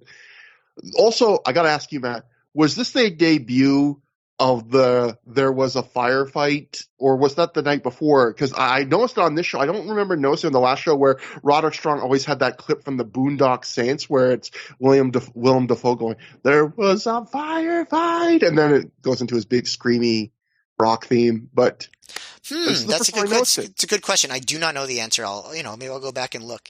I always thought that was kind of an interesting choice to open up a wrestler's theme music. Never really understood it, but hey, it became iconic for that generation of ROH. Yeah, more wrestlers should start their themes with Willem Dafoe movie quotes, like just him as the Green Goblin being like, "I'll get you this time, Spider-Man," and then your theme starts. That would be good stuff. But somewhere on some indie, someone has done that. Maybe Spider Nate Webb could have it as the preamble to Teenage Dirtbag. Also, gotta give a shout out to Philly. Their streamer game was on point on this night because for Jimmy Wraith, they threw just pink streamers, a few of them, and not many, but also some toilet paper. And then for James Gibson, they threw nothing but green and white, like for the most part, John Deere themed streamers. So Philly, really good on you did a good job with the streamers on this night. After the match, Dave Prazak on commentary says this cements Roderick's status as the MVP of 2005. BJ Whitmer checks on Gibson as the crowd chants, "Thank you, Gibson." We'll be the ones who decide who the MVP of 2005 is in about 4 months. Actually, I should ask you, Matt. Do you think they did this in 2003 with Homicide 2, where they would always sell like on commentary, like he's the MVP of Ring of Honor. Do you think I mean, I get what they're saying, like out of character, like these guys have had so many great matches this year, but like in kayfabe, isn't the MVP whoever's the world champion?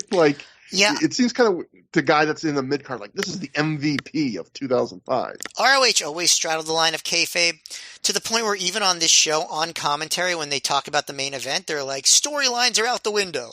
So it's like, if they're going to say shit like that, I guess they can get away with saying someone's the MVP for having good matches.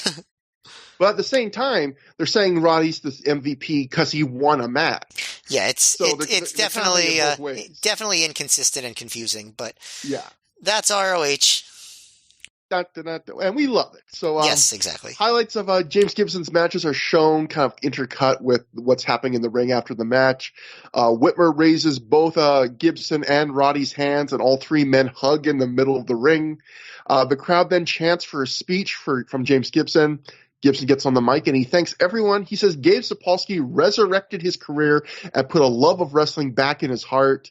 The crowd chants, "We will miss you." And then Gibson says, "I'll miss you guys too." He definitely seems at certain points in this promo to be getting a little emotional.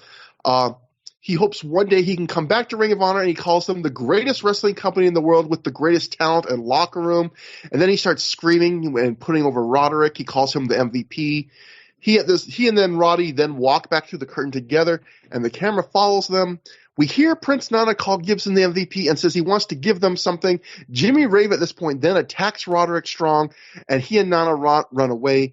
Gibson checks on Strong and screams for help. Do we have a doctor? Somebody help him.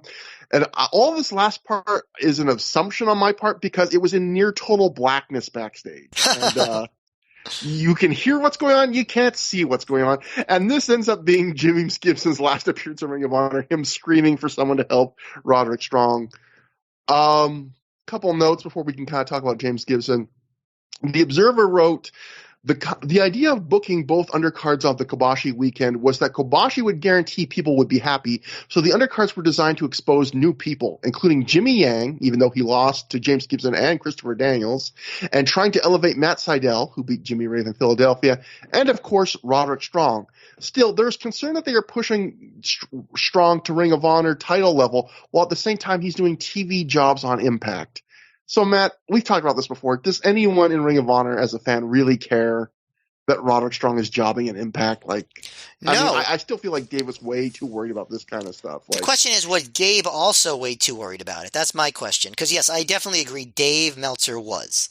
He was wrong. But was Gabe thinking about that stuff too? Roddy does get a big push. He just won Survival of the Fittest. He's won a fair bit of matches. He got to be the one guy to beat Matt Hardy out of the 3 times Matt Hardy worked in Ring of Honor. He's about to enter a world title program with the new champ. He gets to beat James Gibson on the way out.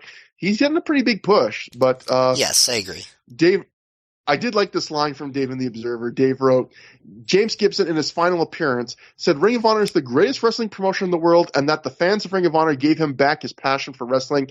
And I guess he recognizes he's about to lose it again. But when you've got a family, you have to make these decisions. And then finally, Wade Keller wrote, James Gibson worked his final match for Ring of Honor 2 weekends ago, and Ring of Honor booker Gabe Sapolsky tells the Torch he will be missed. Quote, James Gibson was arguably our MVP this year, so Gabe, Matt, going against his own commentary. Gabe goes, he is such a great worker. He is one of the best transition guys in wrestling history. He is someone that every young wrestler should study because he does all the small things that really draw people into a match. His selling is out of this world. He's on a Ricky Steamboat level when it comes to small things and when to do certain things in a match. He gave us a lot of great matches this year, and my only regret is that we couldn't have him for a couple of years.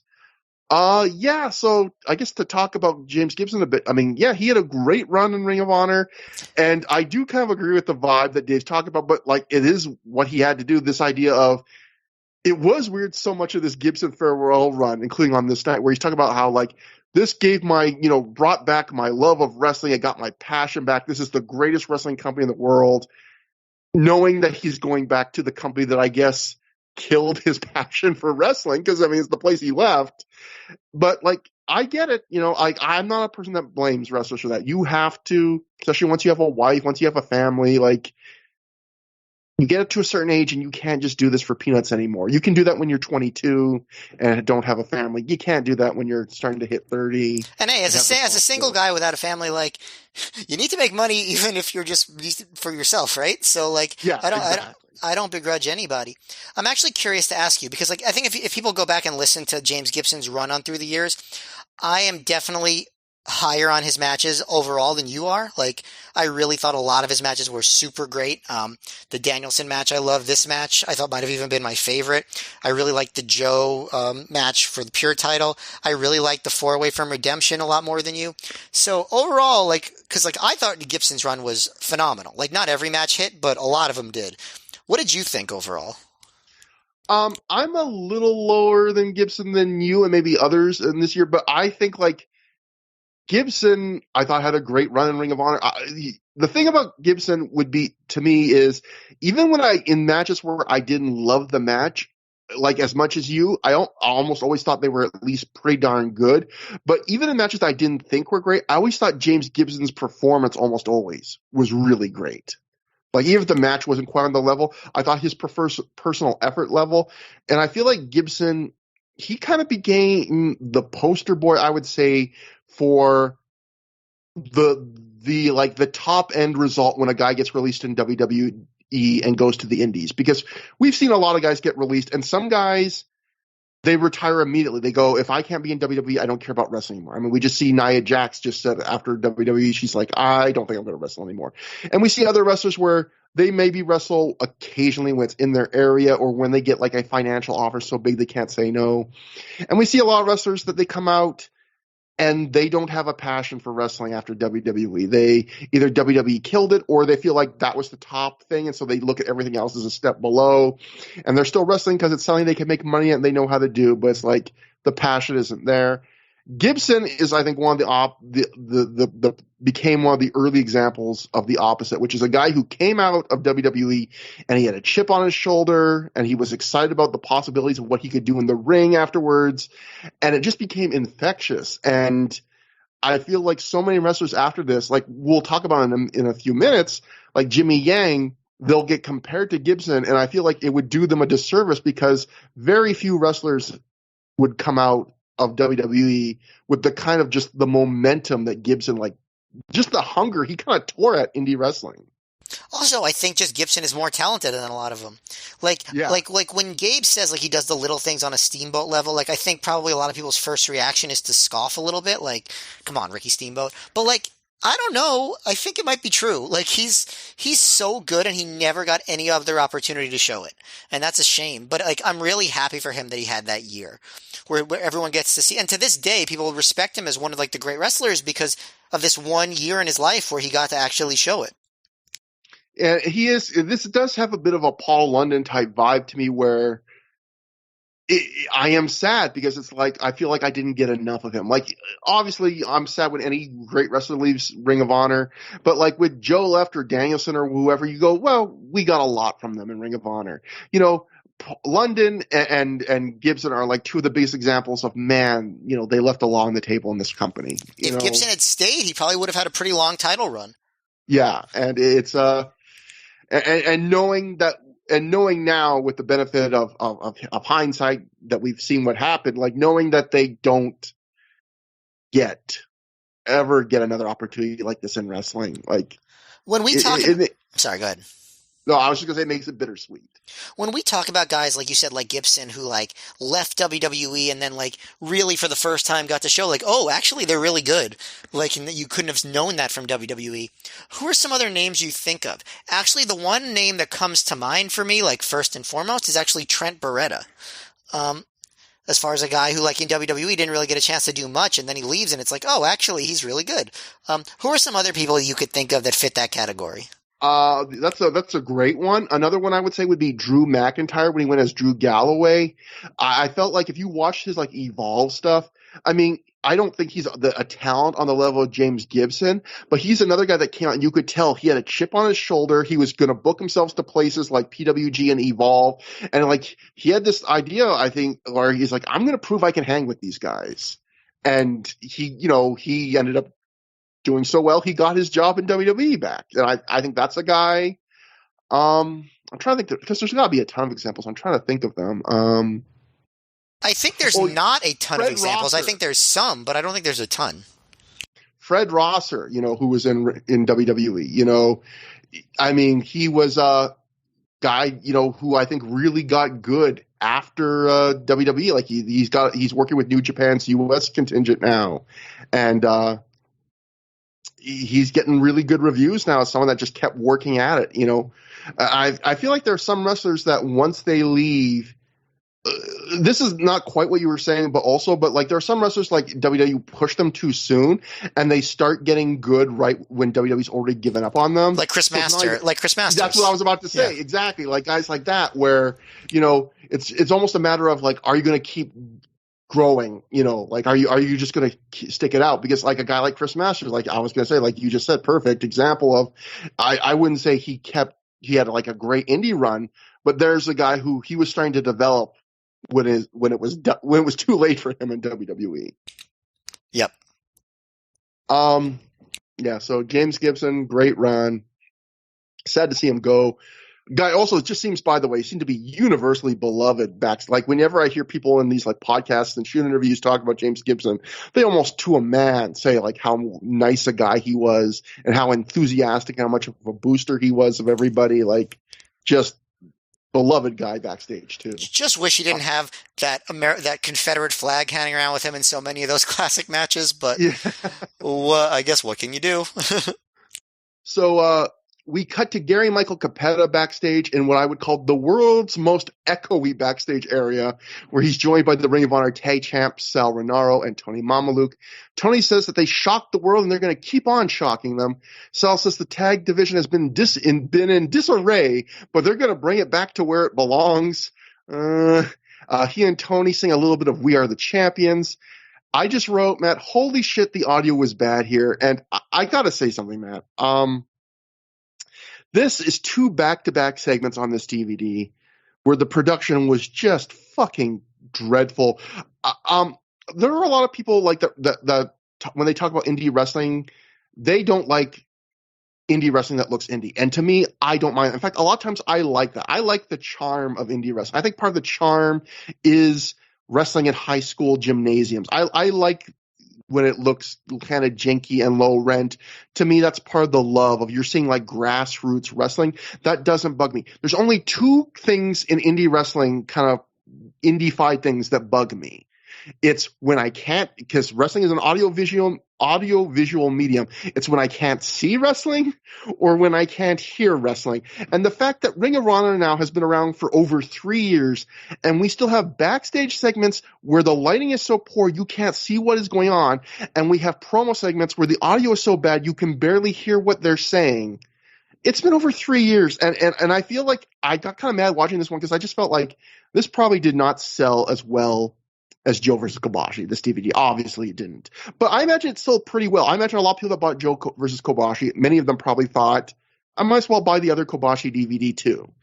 And the fact that on this DVD, this was probably a lot of people's first impressions of Ring of Honor, and you get back-to-back segments that are so unbelievably fucking low rent.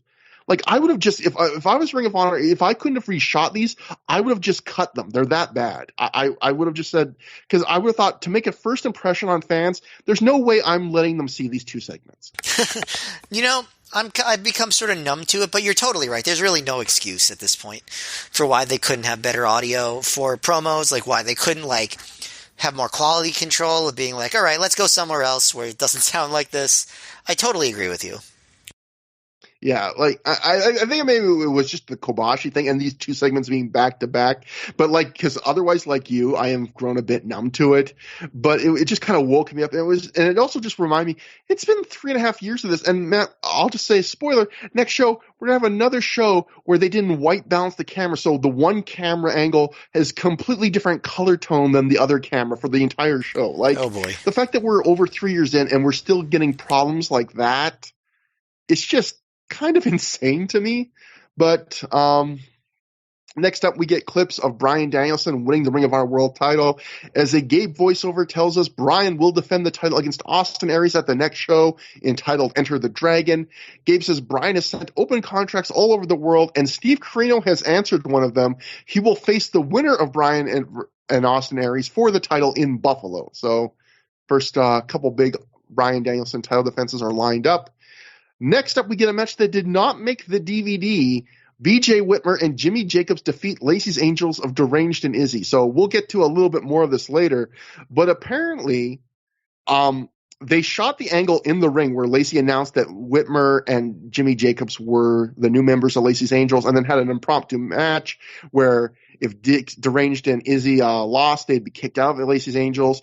And apparently the match and the promo were, especially the promo, were bad enough. They cut it from the DVD, and as we'll see later, they basically shot a new backstage promo redoing the angle. And we talked about the night before, apparently Lacey cut a promo on that show that was so bad that they cut it and just showed a clip of it, but didn't play any of the audio, and had Gabe basically do a voiceover telling you the intent of the promo. So crazy stuff. And that brings us to the next match we actually get to see, which is Colt Cabana defeating Jack Evans via pinfall in 10 minutes, 8 seconds after he hit a lariat. I thought this was good. I thought this was like the Homicide Jack Evans match the night before, where mechanically there's some flaws to it.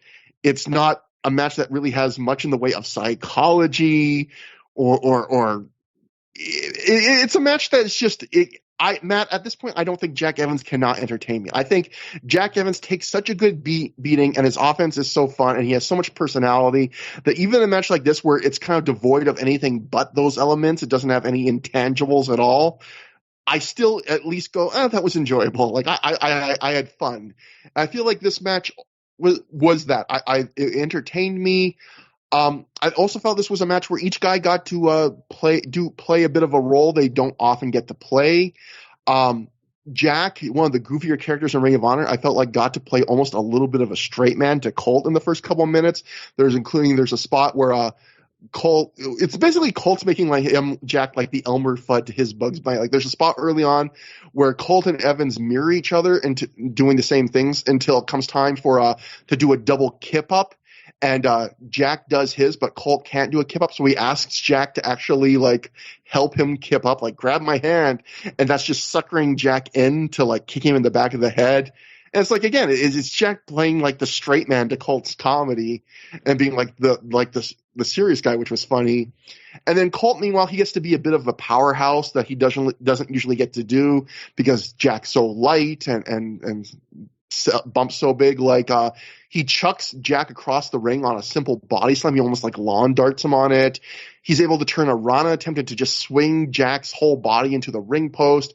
He gets to do the old torture porn stretches that so many guys do against Jack Evans. Like, does the Billy Goat's curse, an early Billy Goat's curse, the reverse kind of inverted Boston Crab on Jack, but he gets his bends him really hard forward, and he also does a gory special where he gets Jack's feet to touch the back of Jack's head. For the second straight night, this happens to poor Jack Evans, and the crowd actually gives a very brief "that's disgusting" chant.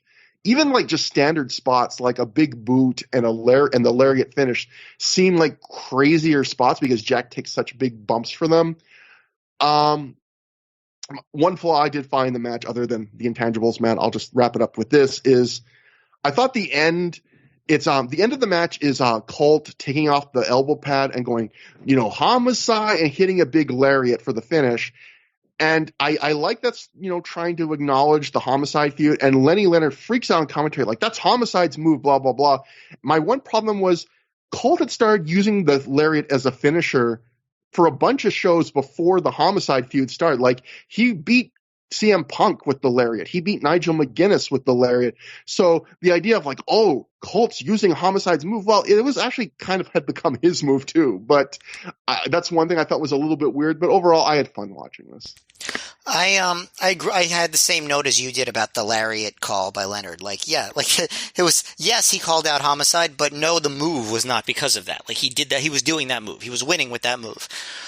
As far as the match, I agree there was entertaining stuff, but I think your like of Jack Evans exceeds mine at this point. Like, I like Jack Evans a lot. I think he's super entertaining. I think his selling is great. I think it was a lot of fun, but like, I don't know, like this match and the one before, there was just so much awkwardness, a lot of sloppiness.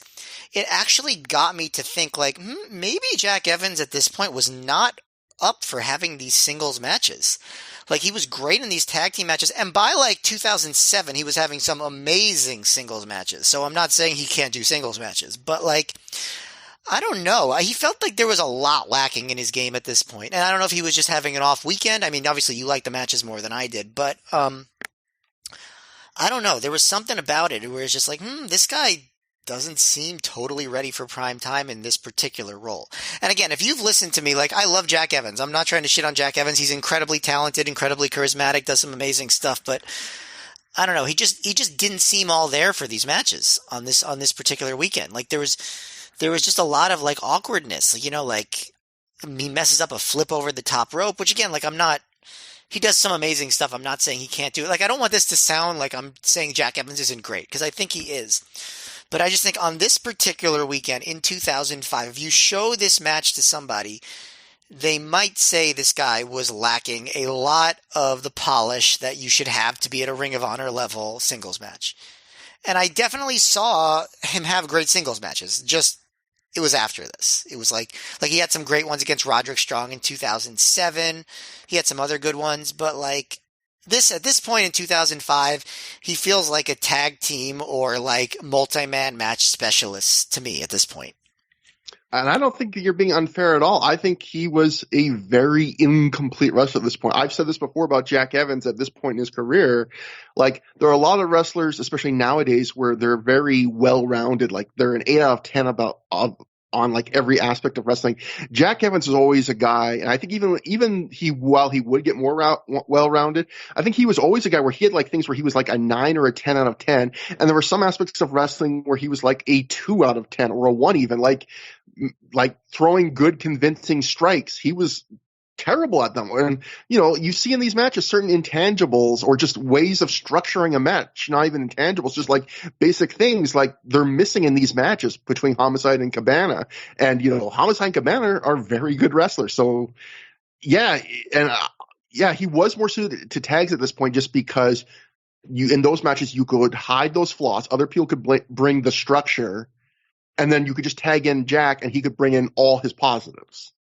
And yeah, you see why he's more suited to tags at this point in his career, at least in these two matches, even though because I have such a soft spot for Jack Evans and I feel like he's just like my wrestling version of just like pure brain candy where I just am always entertained by him.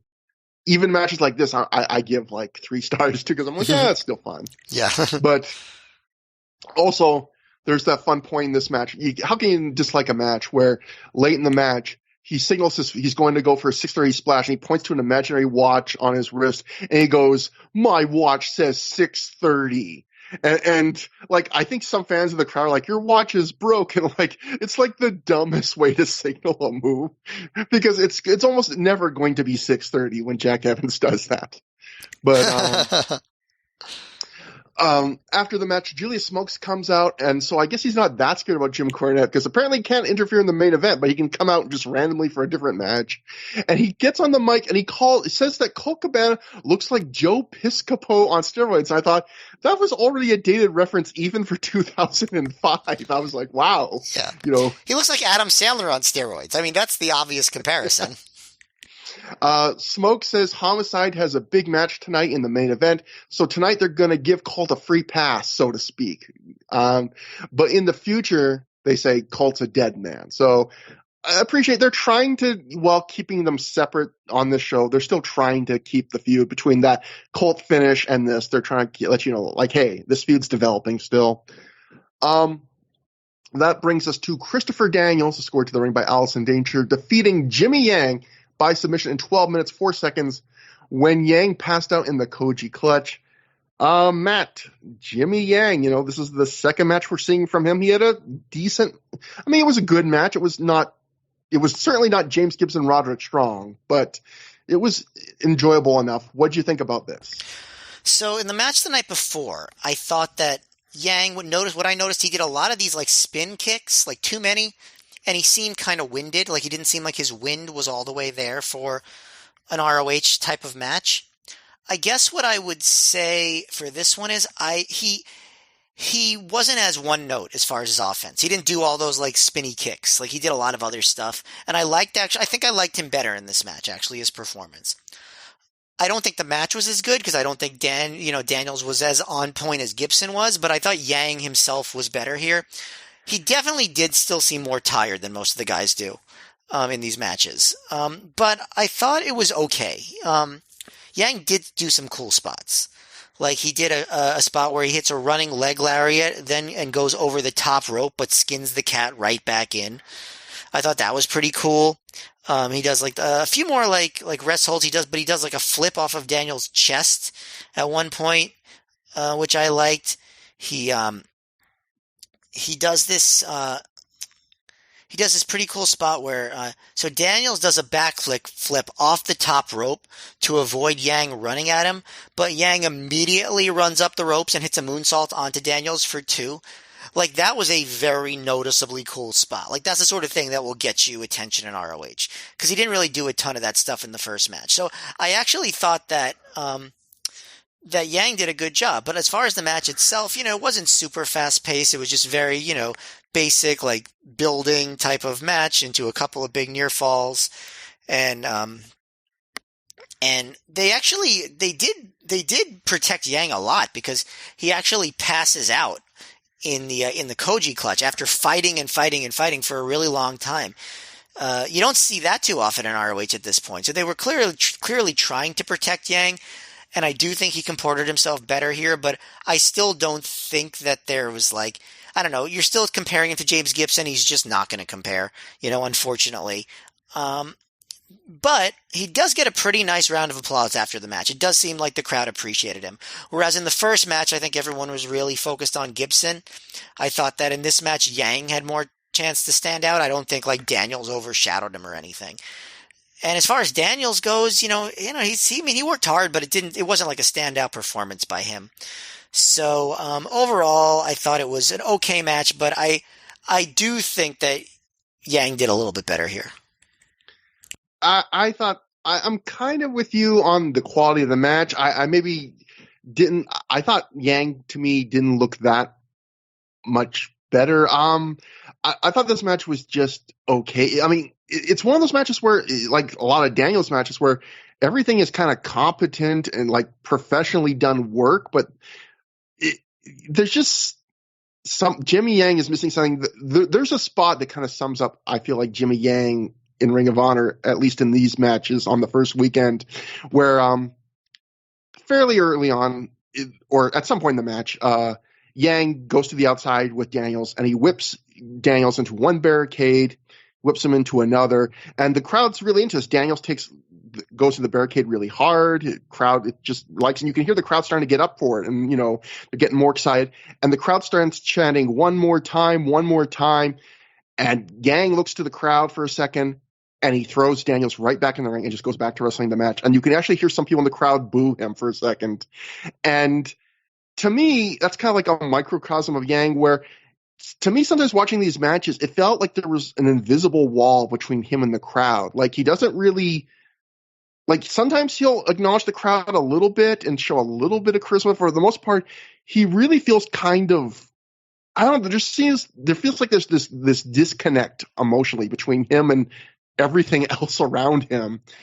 And again, you listed the cool moves he does. He can do some really cool things. He is a good professional wrestler. And there's nothing wrong about this match, but there's nothing that right about it. And I thought the thing about this match is this was the semi-main event of a show with Kenta Kobashi. It's your second match in Ring of Honor. And I just felt like these two guys, not only was the match nothing special at all, probably one of the least entertaining matches on the show, I felt like they weren't trying to have sometimes a match isn't good, but you feel like, they were trying to have a good match and it had these flaws. I felt like this match was exactly as good as they were trying to have. This match didn't feel like there was any ambition to it. It felt like the kind of match you would see on a random mid-card, middle of a show on Impact during this era. So it was a perfectly fine match, and you wouldn't even say that's a great match on Impact on a random episode. And I just feel like on the semi-main event of this show, they should have been aiming for a little bit more. Well, I didn't really. So yes, it was the second to last match, but they didn't get a ton of time. So I don't know if I would like, yes, it was the semi-main event, but I don't feel like they were put in like this semi-main event position. It felt like, the second main event was Strong versus Yeah. Gibson. So like it felt like almost like they were not given the chance to have that kind of a match, I guess is what I would say. Like the epic semi-main event of a big show match. I felt like this was meant to be mid-card all the way. And yeah, I think they could have done more for sure. It could have been a better match, definitely. But I don't know that they really had a chance to have the kind of match that you're thinking of, I guess is what I'm trying to say. I still think I get what you're saying that they couldn't have like a absolutely show stealer, but I still think with 12 minutes they could have done more with 12 minutes even than what they did. It still didn't feel like that. I've seen 12-minute matches where they go out there and they try and steal the show. It was not super ambitious. Yes, you're right. It was not super ambitious. And I will also disagree a little bit about the finish. I do think Ring of Honor, they were trying to really put Yang over because they were really selling like, oh, he passed out, he didn't tap out. But I do think like he ends up losing to a move that Daniels almost never wins. Like, can you remember another match that Christopher Daniels won with the Koji Clutch in Ring of Honor? No, but I think there was at least one like in the early days, but it's been a long time. Yeah, and so like in one hand, the finish it is trying to make him look good. Like they're trying to sell on commentary, like Jimmy Yang's passion's been reignited, just like James Gibson.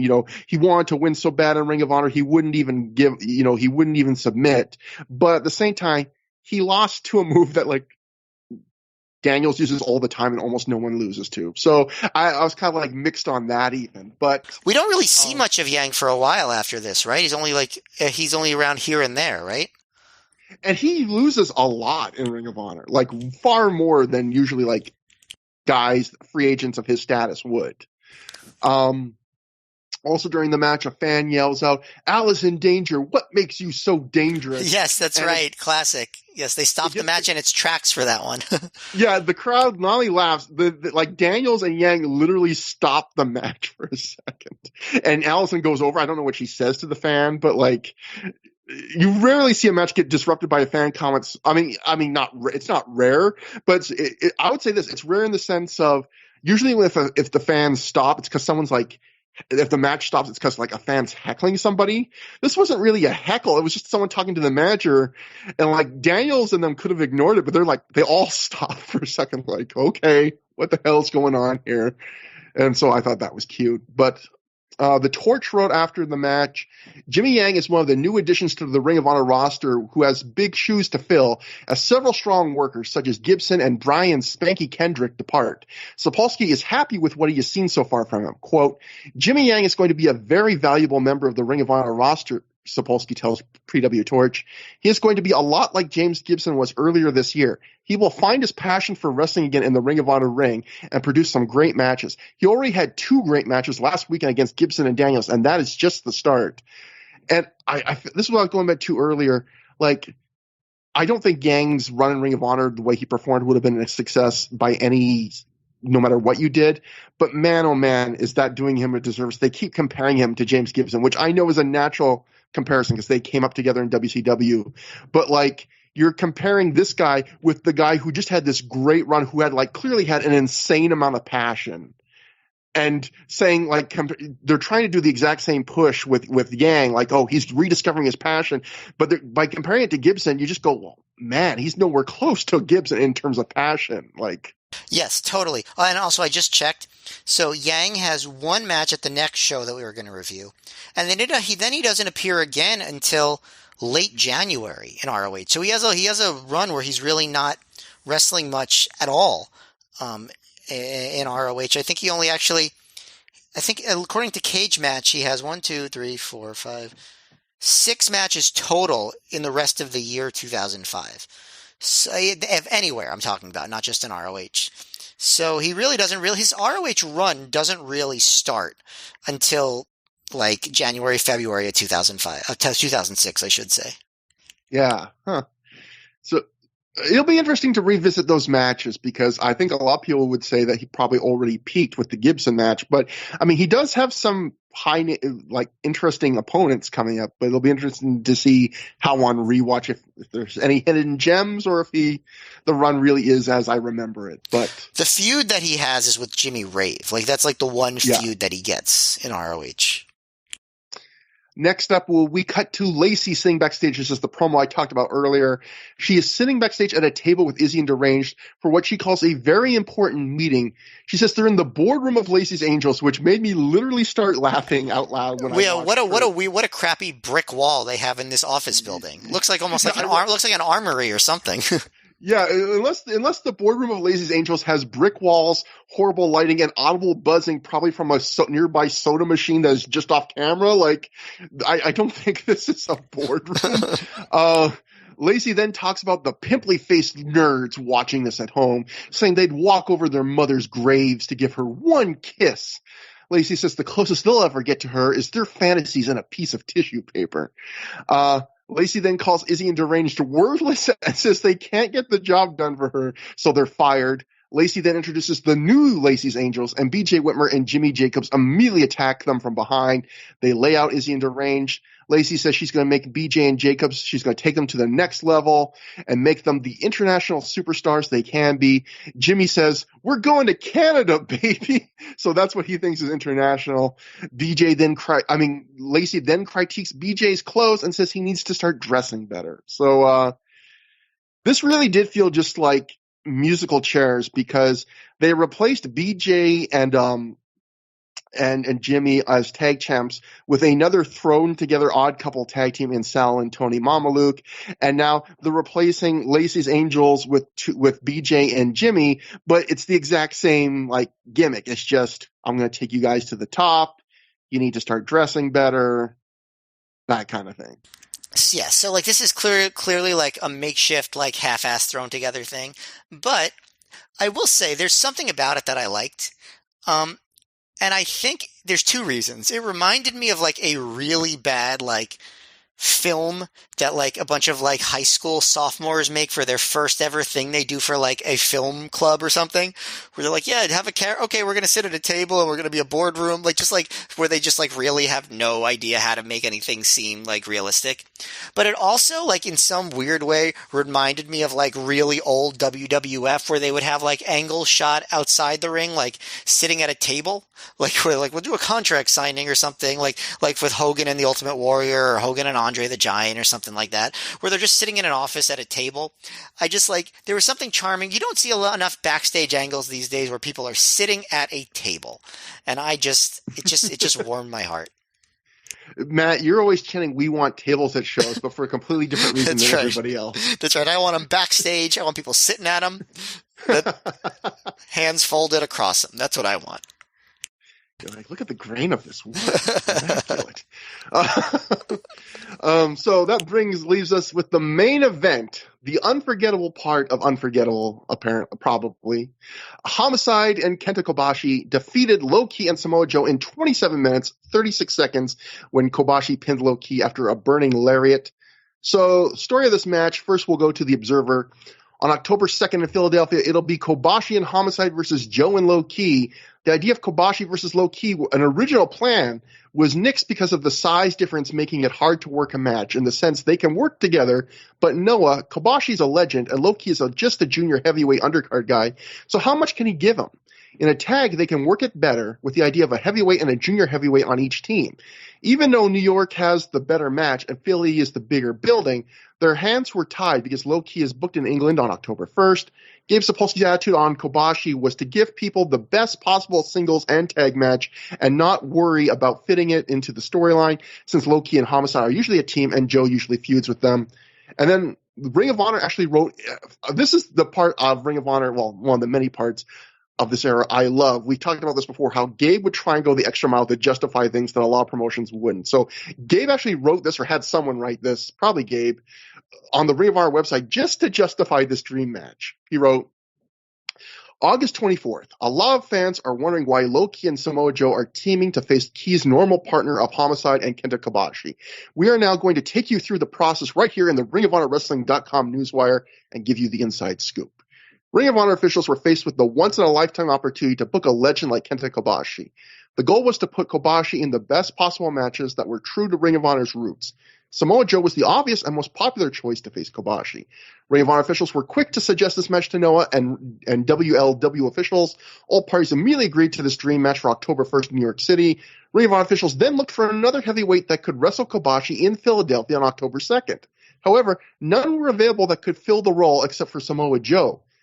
First off, sick burn to Nigel McGuinness. Anyway, there was a reluctance to do the same match with Samoa Joe twice. Ring of Honor officials then looked at juniors, but were told by current Noah wrestlers and various officials and experts that it is okay to match Kobashi up with a junior, but it should be a tag to include a heavyweight for the best possible match. It was strongly suggested that Kenta Kobashi would be best in a tag match pitting a junior and a heavyweight versus a junior and a heavyweight, which is frequently done in Noah. Low-Ki was an obvious choice to wrestle Kobashi since Ki is a regular in Noah and has wrestled Kobashi before. Ki knows how to take Kobashi to the limit. Ring of Honor officials then looked for the junior that best matches up with Ki and Joe. The name Homicide was immediately mentioned. However, Homicide and Ki are on the same regular team, and they both hate Samoa Joe. How could this possibly work? Ring of Honor officials called all three men on a conference call and explained the situation. All three men saw that this was an opportunity to put on a special match true to their roots and the roots of Ring of Honor. Joe, Homicide, and Ki agreed to put their differences aside for one night only so this dream match can take place. Homicide and Ki also said they have no problems fighting each other, and this will be like the old days when they used to compete against each other frequently. No and WLW officials then agreed upon the match. So I appreciate, Matt, that they went to that level of trouble to be like, look, this is why these guys are wrestling in this configuration. Right, whereas they really didn't need to do any of that, right? And people would have just accepted it without question. But yeah, they did it anyway. Yeah, that's nice. That attention to detail, showing that you actually give a shit, because like so many bookers don't. And, they actually, I imagine a lot of what they wrote there was true. Like, just, it seems like they were kind of forthright about, like, look, Noah wouldn't want Kobashi working Low-Ki because how much can Kobashi give Low-Ki in the way Noah likes to do things, But if we put Joe in there too, then everyone can kind of sell for each other. So, so about this tag match, it's a crazy thing that Joe versus Kobashi was so amazing. I feel like you can take a step down and still not even be good, but be pretty damn great. And that's the thing, like, this match is completely overshadowed by Joe versus Kobashi. Is it close to Joe versus Kobashi? No. But Joe versus Kobashi was so good. I would call this match like 4.25 stars. This is my second favorite match of the weekend. It's just barely ahead of Gibson Strong, and it's a great match. So it's funny, even though it is ironically forgotten, it is great. And also, what I'll say is, after the like last night, there isn't much story to this match. It's mostly just a battle. They did show they did no dissension during the match. They did have eventually Low-Ki and Joe accidentally hit each other near the end of the match. But I did like they didn't really try and do, they wrestled a serious match and didn't work in like weird miscommunication spots other than that. Like, they did have Joe and Ki stare each other down from across the ring during entrances, but they got along fine during the match. But what I really liked about this match was I felt like they hit the perfect blend of mixing highlights from Joe versus Kobashi while also doing new stuff. Because even though they could have gotten away with this, I feel like if you've watched Joe versus Kobashi, there's enough new stuff in this match where you won't feel like it's just a retread. But at the same time, if you were a fan like live in Philly that didn't get to go see Joe versus Kobashi, I feel like you would have gotten all the biggest hits of the things they two did to each other. Like, you get Joe getting dropped on his head with the sleeper suplex. You get Joe doing the early elbow suicide to Kobashi to really set the tone. You get Kobashi throwing a gajillion chops to Joe. You get Joe getting a big near fall on Kobashi with the muscle buster. Like, all the biggest highlights of their singles match, they redo here. But at the same time, they do different things. Like, early on, they do a callback to the match the night before where Joe gets Kobashi against the ropes right at the start, just like their singles match. And instead of slapping in the face like the previous night, he just lets him go. And then Kobashi returns the favor where he gets Joe against the ropes. And just like the previous night, instead of chopping him, he lets him go. So it's like shown, oh, they have respect for each other now. Like they've grown. And I like little callbacks like that, you know. And they break out some new stuff, like Kobashi gets dropped on his head with a goddamn backdrop driver from Joe. Kobashi breaks out the orange crush bomb and like his power bomb into the jackknife bridge hold. Like he does some things in this match you don't see the night before. And so that's really neat. And I also just like, this is one of those matches where the talent level's so high, every combination is fun to watch. Like even, I would say the combination I was least excited for was Homicide and Joe, just because we've seen that combination so much. But they had really fun exchanges in this match. And I also even really love, I love Low Ki in this match because he's obviously trying his ass off. And even though he gets a decent amount of offense, he's in a position he is rarely in where he's the guy here that's here to kind of get his ass kicked of the two guys on his team. And he's the guy to take the fall. And I love the kind of contrast between him and Kobashi, because Kobashi is just about, at this point in his career, just the big bruising heavyweight, hits hard, not super mobile. And Low Ki is this guy who's got this offense that is almost, for lack of a better word, like pretty. It's very elegant, and sometimes it can be very showy. And one of my favorite spots in the match shows that contrast where Ki is going for the big, I forget if it's the title rush or the title crush, where he does the big cartwheel, springboard from one corner all the way to the other corner of the ring, and it ends with a big kick. So he does this big intricate handspring all the way across the ring. And just as he finishes it and he's going for the kick, Kobashi just throws one chop and hits him right in the fucking neck. And it just stops him. And it's such a, right in that one spot, shows you the difference between these two men, where one guy, incredible athlete, doing this really beautiful thing, and that guy's just like, I'm going to hit you hard once and just kill you. And I just love that spot. It almost made me start laughing when I saw it. And it's a great match. Again, not a ton of story to it. My one flaw to this match, Matt, I would say, is, I'm wondering if you agree, they do give you a decent amount of Joe versus Kobashi in this match, but I felt like the end of this match, they could have had one more Joe versus Kobashi exchange before the finish, because it felt like the last few minutes were more about Low Ki than Joe and Kobashi. And obviously Kobashi and Ki end up getting isolated alone in the ring, and Kobashi finishes off Ki while Joe and Homicide are on the outside.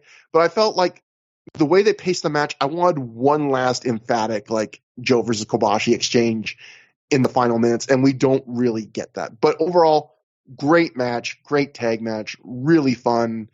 Crowd was into it. The crowd this whole night, they were loud. They were nowhere close to New York crowd, but that's an unfair comparison because different building, different, acoustics, everything. But everything about this match, I would say, not Joe versus Kobashi level, still great. Yeah, as far as the ending, I didn't think of that, but that would have been really cool to do one final epic showdown. As far as the crowd noise, I don't think you can overstate how important that room was to the sound of Joe versus Kobashi. I've been in that room 3 times. That's a really special sound in that room. I don't know if Joe versus Kobashi had been in Philly, with those same people, I don't know if it would have sounded that way. So I think you have to put a little bit of emphasis on the place, the room that they were in. As far as this match and comparing it to Joe versus Kobashi, this is not going to be the epic Battle of the Titans that was, right? It's impossible. So they got to do something different. And they did do something a little bit different because this match was longer. It had more room to play, I think. If you think about it, and I don't mean this as a criticism because obviously that match was incredible, but Joe versus Kobashi was so deadly serious, right? It was just this is the most serious, intense thing we have ever seen. There's really no moments of levity or even really much in the way of character work other than the storyline they were going for in the match, right? Mm-hmm. In this match, Kobashi even got to play a little bit. And they got to, so they had these big intense exchanges, but they got to sort of slow down a little bit and be a little bit more playful, I think. So it's actually, you get a lot more of like Kobashi being Kobashi in this match than you did in Joe versus Kobashi. I felt like that was very like narrowly focused on what they were trying to do. Like as far as comedy, like to me, it starts right at the beginning because Gabe, as Jimmy Bauer, joins commentary and he goes, "I may have been fired as an announcer, but you better believe I'm going to be in the booth to call a Kenta Kobashi match." And I'm like, well, okay, good to know that if you're fired, you could still decide to just come to the job sometimes. It's like George on Seinfeld when he got fired and then he just tries to show back up in the boardroom the next week. And they're like, "Is that Costanza?" That actually happened to me once in school when I was a kid. Not to go off on a tangent. No, I need to hear this. So, I was a very good kid at school. I got high grades. I was in like gifted class. Sometimes I was a nerd. I mean, sometimes. I know this is shocking to people, but I could do some athletic stuff too. But anyway, I was a kid that was definitely afraid of ever getting in trouble. Like, I didn't miss school once I was sick until once I collapsed and they had to like, my mom had to be like, "You can't go to school." And I was like, "I gotta go to school." Like that's how good a kid I was. So you like to get the perfect attendance award at the end of each school year. So yeah, and I ended up losing that, but God damn it, Matt, old wounds. Anyway, so there was this time where there was this thing where like, if you got in trouble, you got a certain number of strikes, and this kid kept picking on me, and eventually I would retaliate, and somehow this kid had the habit of he would not get caught and I would get caught. And there was like 3 strike rule, and the third strike was when you got in trouble. And the third strike was, we're going to give you this pink sheet of paper. You have to take it in after school. You're getting detention, and then we're going to call your parents too. And it happened, and I got freaked out. And I was thinking the whole day, like, oh God, they're going to call my parents. Then I'm going to get, I'm going to have to go detention. I've never gotten detention in my life. All this stuff for a week and all, blah blah blah. So at the end of school, I decide, well, what if I just don't show up? Well, what if I just go home and I just pretend this never happened? And I did that. And I went back the next day and no one mentioned it ever again. No one called my parents. And I never got detention. The teachers just looked at me. They acted like I had done it. And I just, it was as if I had did it, and they just did not care. Like, it was fantastic. Sometimes teachers, they're just like, you know what? This is not worth putting in extra effort for. So I think that's probably, you were such a good kid. I'm sure that's what it was. What grade was that? This was grade 3, I believe. Okay, yeah. You're a little kid. They're like, just like, whatever. He's learned his lesson. That's what they probably thought. Or they just forgot. Maybe they just actually forgot. I think that's possible. They have no idea, like, the sweaty dreams I was having that night. Like, no, this is going to ruin my life. And then I just show up to school the next day and it's like, I'm not in trouble. Like, you don't remember what happened yesterday? Trevor, don't get too comfortable. That other shoe is still going to drop. Oh God. They're going to call your mom possibly on Monday. Oh Jesus. How would you react if that happened? If your 3rd grade teacher just called your mom and said, "Trevor didn't come to detention 30 years ago." I would actually still feel bad. I'd be like, I don't know if my mom knows this story. Thank God she doesn't listen to this podcast because she's a good, sensible relative. But like, I would feel bad. There's actually a worse story that I was going to tell earlier about a different thing. You know what? I might as well do it. You know what? We have some time. I'll just tell. I was going to tell. Let's do it. We got all the time in the world, Trevor. This is another dumb story. But I was thinking about this with the Jim Cornette thing where we were talking. I was going to bring this up to you, Matt. How weird is it? Like, isn't it weird? We were talking about like the Jim Cornette, Paul Bearer thing, and they've done this in wrestling before. Like the idea that you bring out like a surprise that's purposefully shitty, with the idea that when we bring out the real debut or the real surprise, it'll make it even bigger. Like I was thinking, Matt, how would you feel if you were like Paul Bearer, where you know you're being brought out and like the point is like, we're kind of thinking you're going to disappoint the fans, so they'll make the real person like I feel like that's kind of my position in life. And so it got me thinking of a time in my life I actually kind of did that to somebody, and it's like one of my biggest shames of my life, where it's not exactly the same, but I had the same mindset. So my first serious girlfriend, it's Valentine's Day. We both had some some turbulence in not just our relationship, but we both had different bad things in our own separate personal lives that we were both in rough places as people. And I didn't think I was going to be able to, for a variety of reasons, go see her for Valentine's Day. But at the last second, I realized I could. So I decided to basically do a Ring of Honor Paul Bearer and Jim Cornette, which was I'm going to purposely disappoint my girlfriend.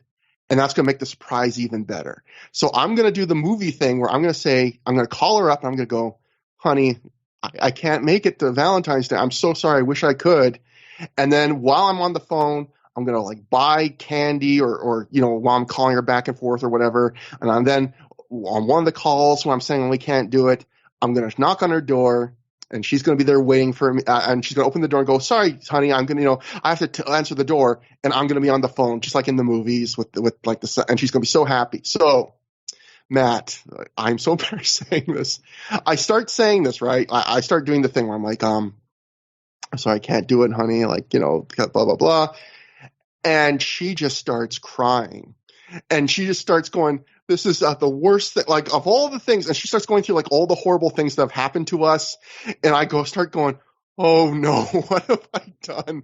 And so now she is on the phone, like just bawling her eyes out. And I am like running to stores, trying to buy chocolates and flowers and being like, no, yeah, it is horrible, but we'll get through this. We'll get through this because I'm still trying to preserve the surprise. And like, I finally get to her door and she opens it up and she's got like mascara running down her cheeks. And I'm like, surprise. Like, hey, it's a fun surprise. Oh. And like, she was happy, but we like broke up 2 months later. So I'll just say, don't try and do the Paul Bearer disappointment surprise in real life because it is one of my biggest regrets in life that I ever did that. Don't try to do the Paul Bearer disappointment surprise. That's good advice in a relationship. Trevor, I'm sorry that happened to you. But I'm glad that you shared that with the listeners, with the deep vein thrombozos. I feel like you're really opening up to all of us, and I think it means a lot. Yeah. And I hope I hope she's listening. So Kobashi. As far as the yeah.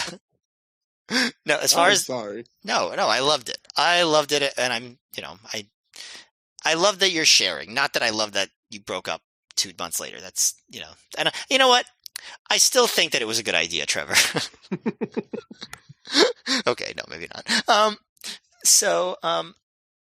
Yeah, so, you know what one thing I liked about this match is that...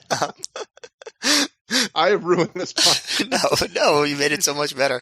This is the final through the years along with the final Ring of Honor. No. One thing that I found very entertaining about this match is that whenever like they did stuff with Joe or Loki against Homicide, and like Homicide was poking Joe in the eyes and they were doing some of the classic spots with each other, Kobashi is just standing there, like, just watching this, like, standard but good ROH match. Like, I thought that was, like, just kind of amusing to me. Like, oh, Kobashi's just standing there watching, like, Samoa Joe against Homicide in ROH and listening to the chants and stuff. It's like, it must have been weird for him. That said, every time he did come into the ring, my blood absolutely curdled every time he chopped anybody. Like, I found that very amusing. I also like that, like, for a little while in the early part of the match, Homicide and Kobashi were almost like the de facto heels. Like, Homicide threw Loki out to the floor and Kobashi, like, attacked him on the floor, which is, like, heelish, and then he DDT'd Loki on the entrance ramp, and you could see Smokes watching from behind the curtain. And I just like to think in kayfabe terms, like, Smokes is like, oh, I wish I could get involved right now, but I don't want to lose $1,000. But actually, he was probably just watching the match. But yeah, I just thought it was fun watching Kobashi just, like, do different stuff. I also liked Homicide and Kobashi doing teamwork. Like, Homicide had Loki in a camel clutch, and then Kobashi chopped Loki in the camel clutch. Kobashi and Homicide is just such, like, an interesting team, like, visually. And I really appreciated that. The only actual negative that I had in the match is very minor, and I know what you said about the final spot with Joe and Kobashi makes sense to me. I didn't think of it, but was when Homicide sent Loki to the floor, and then he went for the tope, but Loki stopped him with a big kick, and the crowd went crazy for it. But the camera basically missed the kick. Like you could see the camera like moving over to try to catch it, but it just doesn't get there in time. So you hear the crowd go nuts for something that you don't really see. And that doesn't happen too much in ROH because they edit it in post-production, but I guess none of the cameras had a good shot of it. There was another thing where Loki, he stopped a sunset flip attempt with a double stomp. So Kobashi came in and jumped Loki. And then that brought in Joe, who kicked the crap out of Loki and enziguried him in the corner. And like at that point, it felt like, Kobashi was the heel. Like it doesn't last like that at that point. But during that spot, we get our second ever Ring of Honor "This is awesome" chant. It's fun to be able to track these. Like the first two were both involved in Joe versus Kobashi matches. So fair enough. But then the match, keeps going. They do a lot of big spots. Homicide gets a swinging DDT on Loki, and Leonard notes that is the second DDT Loki took in the match because the first one was on the ramp. And I was thinking about it. I was like, maybe Loki didn't sell that ramp DDT enough, but who cares? I did enjoy that we actually did get to see Homicide versus Loki because that was a match that Gabe kept trying to book and he couldn't for various reasons. So I'm glad we at least got this. And I thought I love when Gabe on commentary, when he sees that, he goes, "We've waited 3.5 years to see this." And I thought that's like Gabe, the booker, saying that. Like you can tell he's like, "Finally, you fucking assholes!" Yes. And he, he does the Tree of Woe double stomp to Homicide, which obviously the crowd went nuts for. When Kobashi finally gets back in and gets like the babyface version of the hot tag, he goes nuts on Joe with the big chops, like the machine gun chops. Then Loki comes in to break it up, so Kobashi puts Loki in front of Joe and machine gun chops him. Then he throws Loki out and continues to machine gun chop Joe some more. And he actually finishes this time with spin chops instead of like the two-handed like he did in the singles match. And Lenny Leonard says that he counted for me. There were 71 chops altogether. That's a lot. 71 chops. But like you said, they take turns doing suplexes. Kobashi hits the sleeper suplex. He hits the half Nelson suplex on Loki. Joe gets the backdrop driver on Kobashi. Like just so much fun stuff. It's just like they're just having a lot of fun here. And in fact, like, it's natural that you want to compare it to Joe versus Kobashi, and obviously it can't ever be that level. But I think the match that actually is the more natural comparison is the Liger tag team match. It was Liger and Joe against Danielson and Loki. And that match was great too, but I think this one was better. I think Kobashi went harder than Liger did. All the other guys are working hard, but like the stiffness, the crowd intensity, I think these are two great matches. I think this match was greater. And I agree with you. This was a really great match. It's just, it wasn't that epic, special, like, it was still special because it's Kobashi, but like, it didn't have that atmosphere that the first one had. And like I said, a singles Clash of the Titans is always going to beat a tag team match of teams that are not like established tag teams, So it was a great match though. Like Kobashi really did do a great job too. Like he did a great job in that singles match, but he really worked his ass off in this match too. Like even taking that backdrop driver was a pretty big deal. I think, for a guy coming in to work in front of 800 people in an armory. So props to him, and everybody else was great as you would expect. So this was an excellent, excellent match.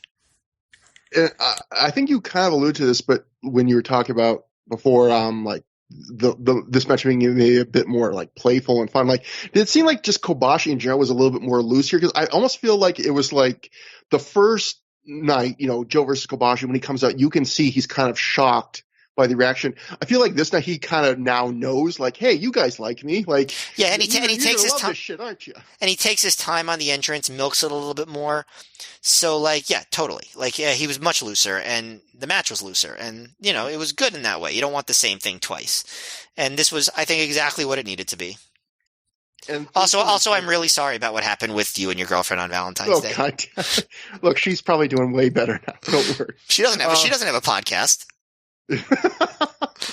I can say I know at least one of my ex-girlfriends has tried to listen to the show based on things you've told me about certain where listeners are coming from, but it was not this girlfriend. No, it was me. I just went to that place and listened just to trick you. You son of a bitch! You don't stay away from Kentucky. I went all the way to Canada and didn't even come visit you. I should have actually called you on the phone and told you I couldn't come visit and then shown up at your door.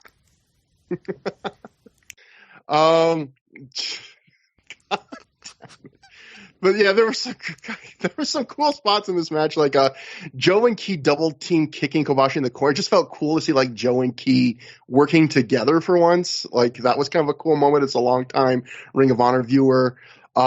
There was a moment where Key had Kobashi in like a standing crucifix armbar, and Homicide hits Key with a neck breaker while he's doing that, which I thought was really cool. One other note, they mentioned this on commentary. Gabe says that Homicide's shoulder is severely injured, and we do see it's all taped up, and he needs time off, but he refused to miss this match. And I have to think that's probably true, because I do know that Homicide, like in the news bits for the upcoming shows, like Homicide, they do start talking like in the newsletters about Homicide's shoulder is completely thrashed. So, and he doesn't really take significant time off for years. So, yeah. like, yikes. Because I think this was also the time when TNA was starting to show interest in him, so it was one of those positions where it was like, well, I should take time off, but I'm in a position in my career right now where I really feel like I can't, and so... The wrestling business just doesn't allow it. I mean, who knows what his health insurance situation was? You don't get paid if you don't work. Like it's just like, ugh, it sucks. I don't like capitalism. I mean, that in itself, that kind of sums up why a guy like James Gibson would leave Ring of Honor, even though he's saying like how much he loves this, because there's an example right there. WWE, maybe it's not everything you dreamed of, but if you get hurt, you're not going to have to worry about like how you're going to pay your rent that month. Whereas an indie wrestler, it's like, if you have to cancel 5 bookings, you're not getting paid for those 5 bookings. So, at least back when WWE used to honor their contracts. Yeah. Back when it wasn't just random. Okay, so maybe we'll have to say like AEW instead of WWE. But yeah. So a couple of notes from the newsletters. The Observer, Dave wrote, because of all that has been happening, I finally got a chance to see the October 2nd Ring of Honor show from Philadelphia this weekend, along with a lot of other Ring of Honor. The Kenta Kobashi and Homicide versus Samoa Joe and Low Ki match is one of those bouts that never got its due because the Kobashi Joe match the night before was such a spectacle. I wouldn't call it a tag match of the year, even in the U.S., but it wasn't far off that level. Roderick Strong and James Gibson had a great technical match on the show. Both bouts were 4 stars, and actually the tag was well above that.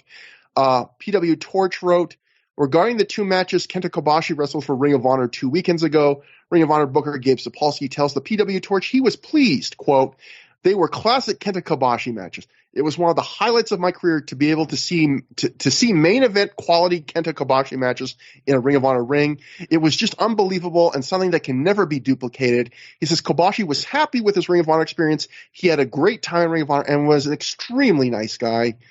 So after the match, Kobashi and Homicide hug. Homicide wakes up Ki by pouring some water on him, and Kobashi helps him to his feet. The crowd gives individual chants for all 4 wrestlers at different points. For the second straight night, the fans chant Arigato. Kobashi and Joe shake hands for the second straight night. Kobashi bows to the fans for the second straight night. Joe gets on the mic and he calls Philadelphia the birthplace of Ring of Honor, and he talks about how they just made a stand for pro wrestling in this ring. Joe puts over Kobashi and Pro Wrestling Noah and says they and Ring of Honor are pro wrestling. He and Kobashi shake hands again, and Joe bows to and thanks Kobashi in Japanese. Joe says they have a tradition in the States, so hit my man's music. Kobashi's theme plays as he gets to soak in more cheers all alone in the ring as everyone else leaves. He's very smiley. He's waving to the fans. Even Homicide and Ki bow to Kobashi from the entrance, and Kobashi makes a point to raise Homicide's arm on his way out. The cameras followed Kobashi back through the curtain into that backstage area for a few seconds, and that's how the show ends. Matt, that was Unforgettable. I had forgotten some parts of the show, but it is an enjoyable show. So one thing I want to ask you, Matt, it's about the main event and the show as a whole, since this is the time we usually talk about how we feel about the show.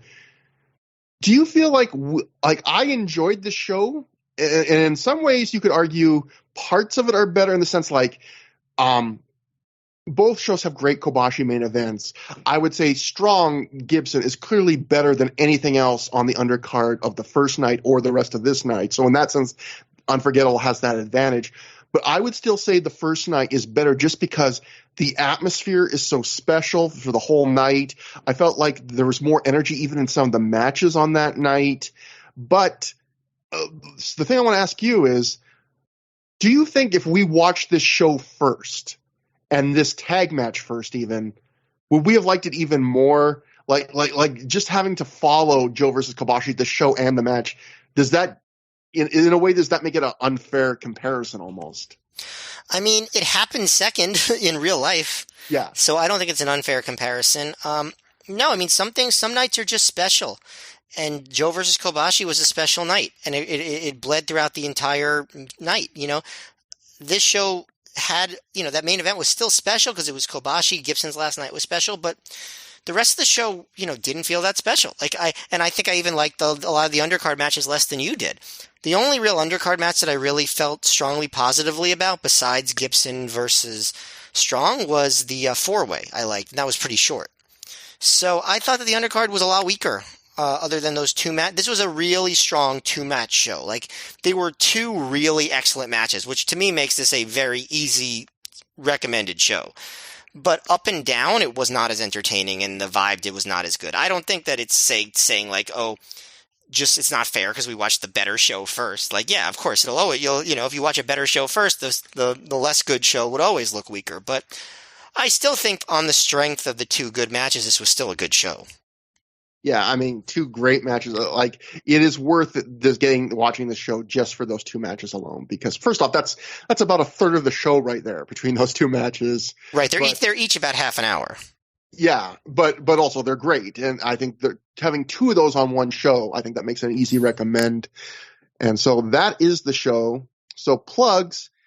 Remember, we were on an honorable mention. If you want to check that out, it'll be on their feed. One of the newest episodes. It'll be marked. It's right there for you. If you want to contact us, ThROH@gmail.com, THROH for through.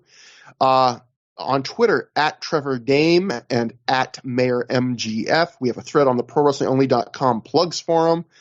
And next time on the show, Matt, we have spent 3 shows. He won the title, and then he vanished for the next 3 shows. We explained why on previous shows. But finally, Matt, a new era for Ring of Honor and for Through the Years starts. Our boy is finally coming back because on the next Through the Years, we will enter the dragon. We will get inside Bryan Danielson.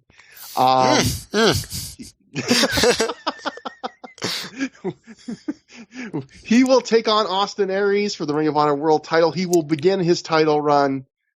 Can't wait to enter that dragon. I didn't know this was in my future, but it's okay. I'm into it. Let's do it.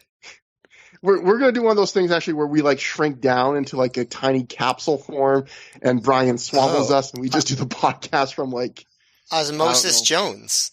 Exactly.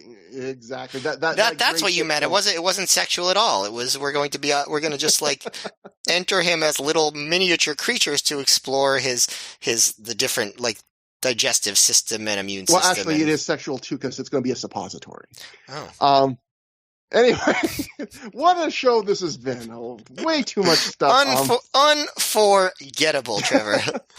So I hope everyone enjoyed the show. We will, even though Ring of Honor may not be coming back, we will be coming back, and we'll be here to recount. Ring of Honor will live on through us. So until next time, have a good time. Have a great time.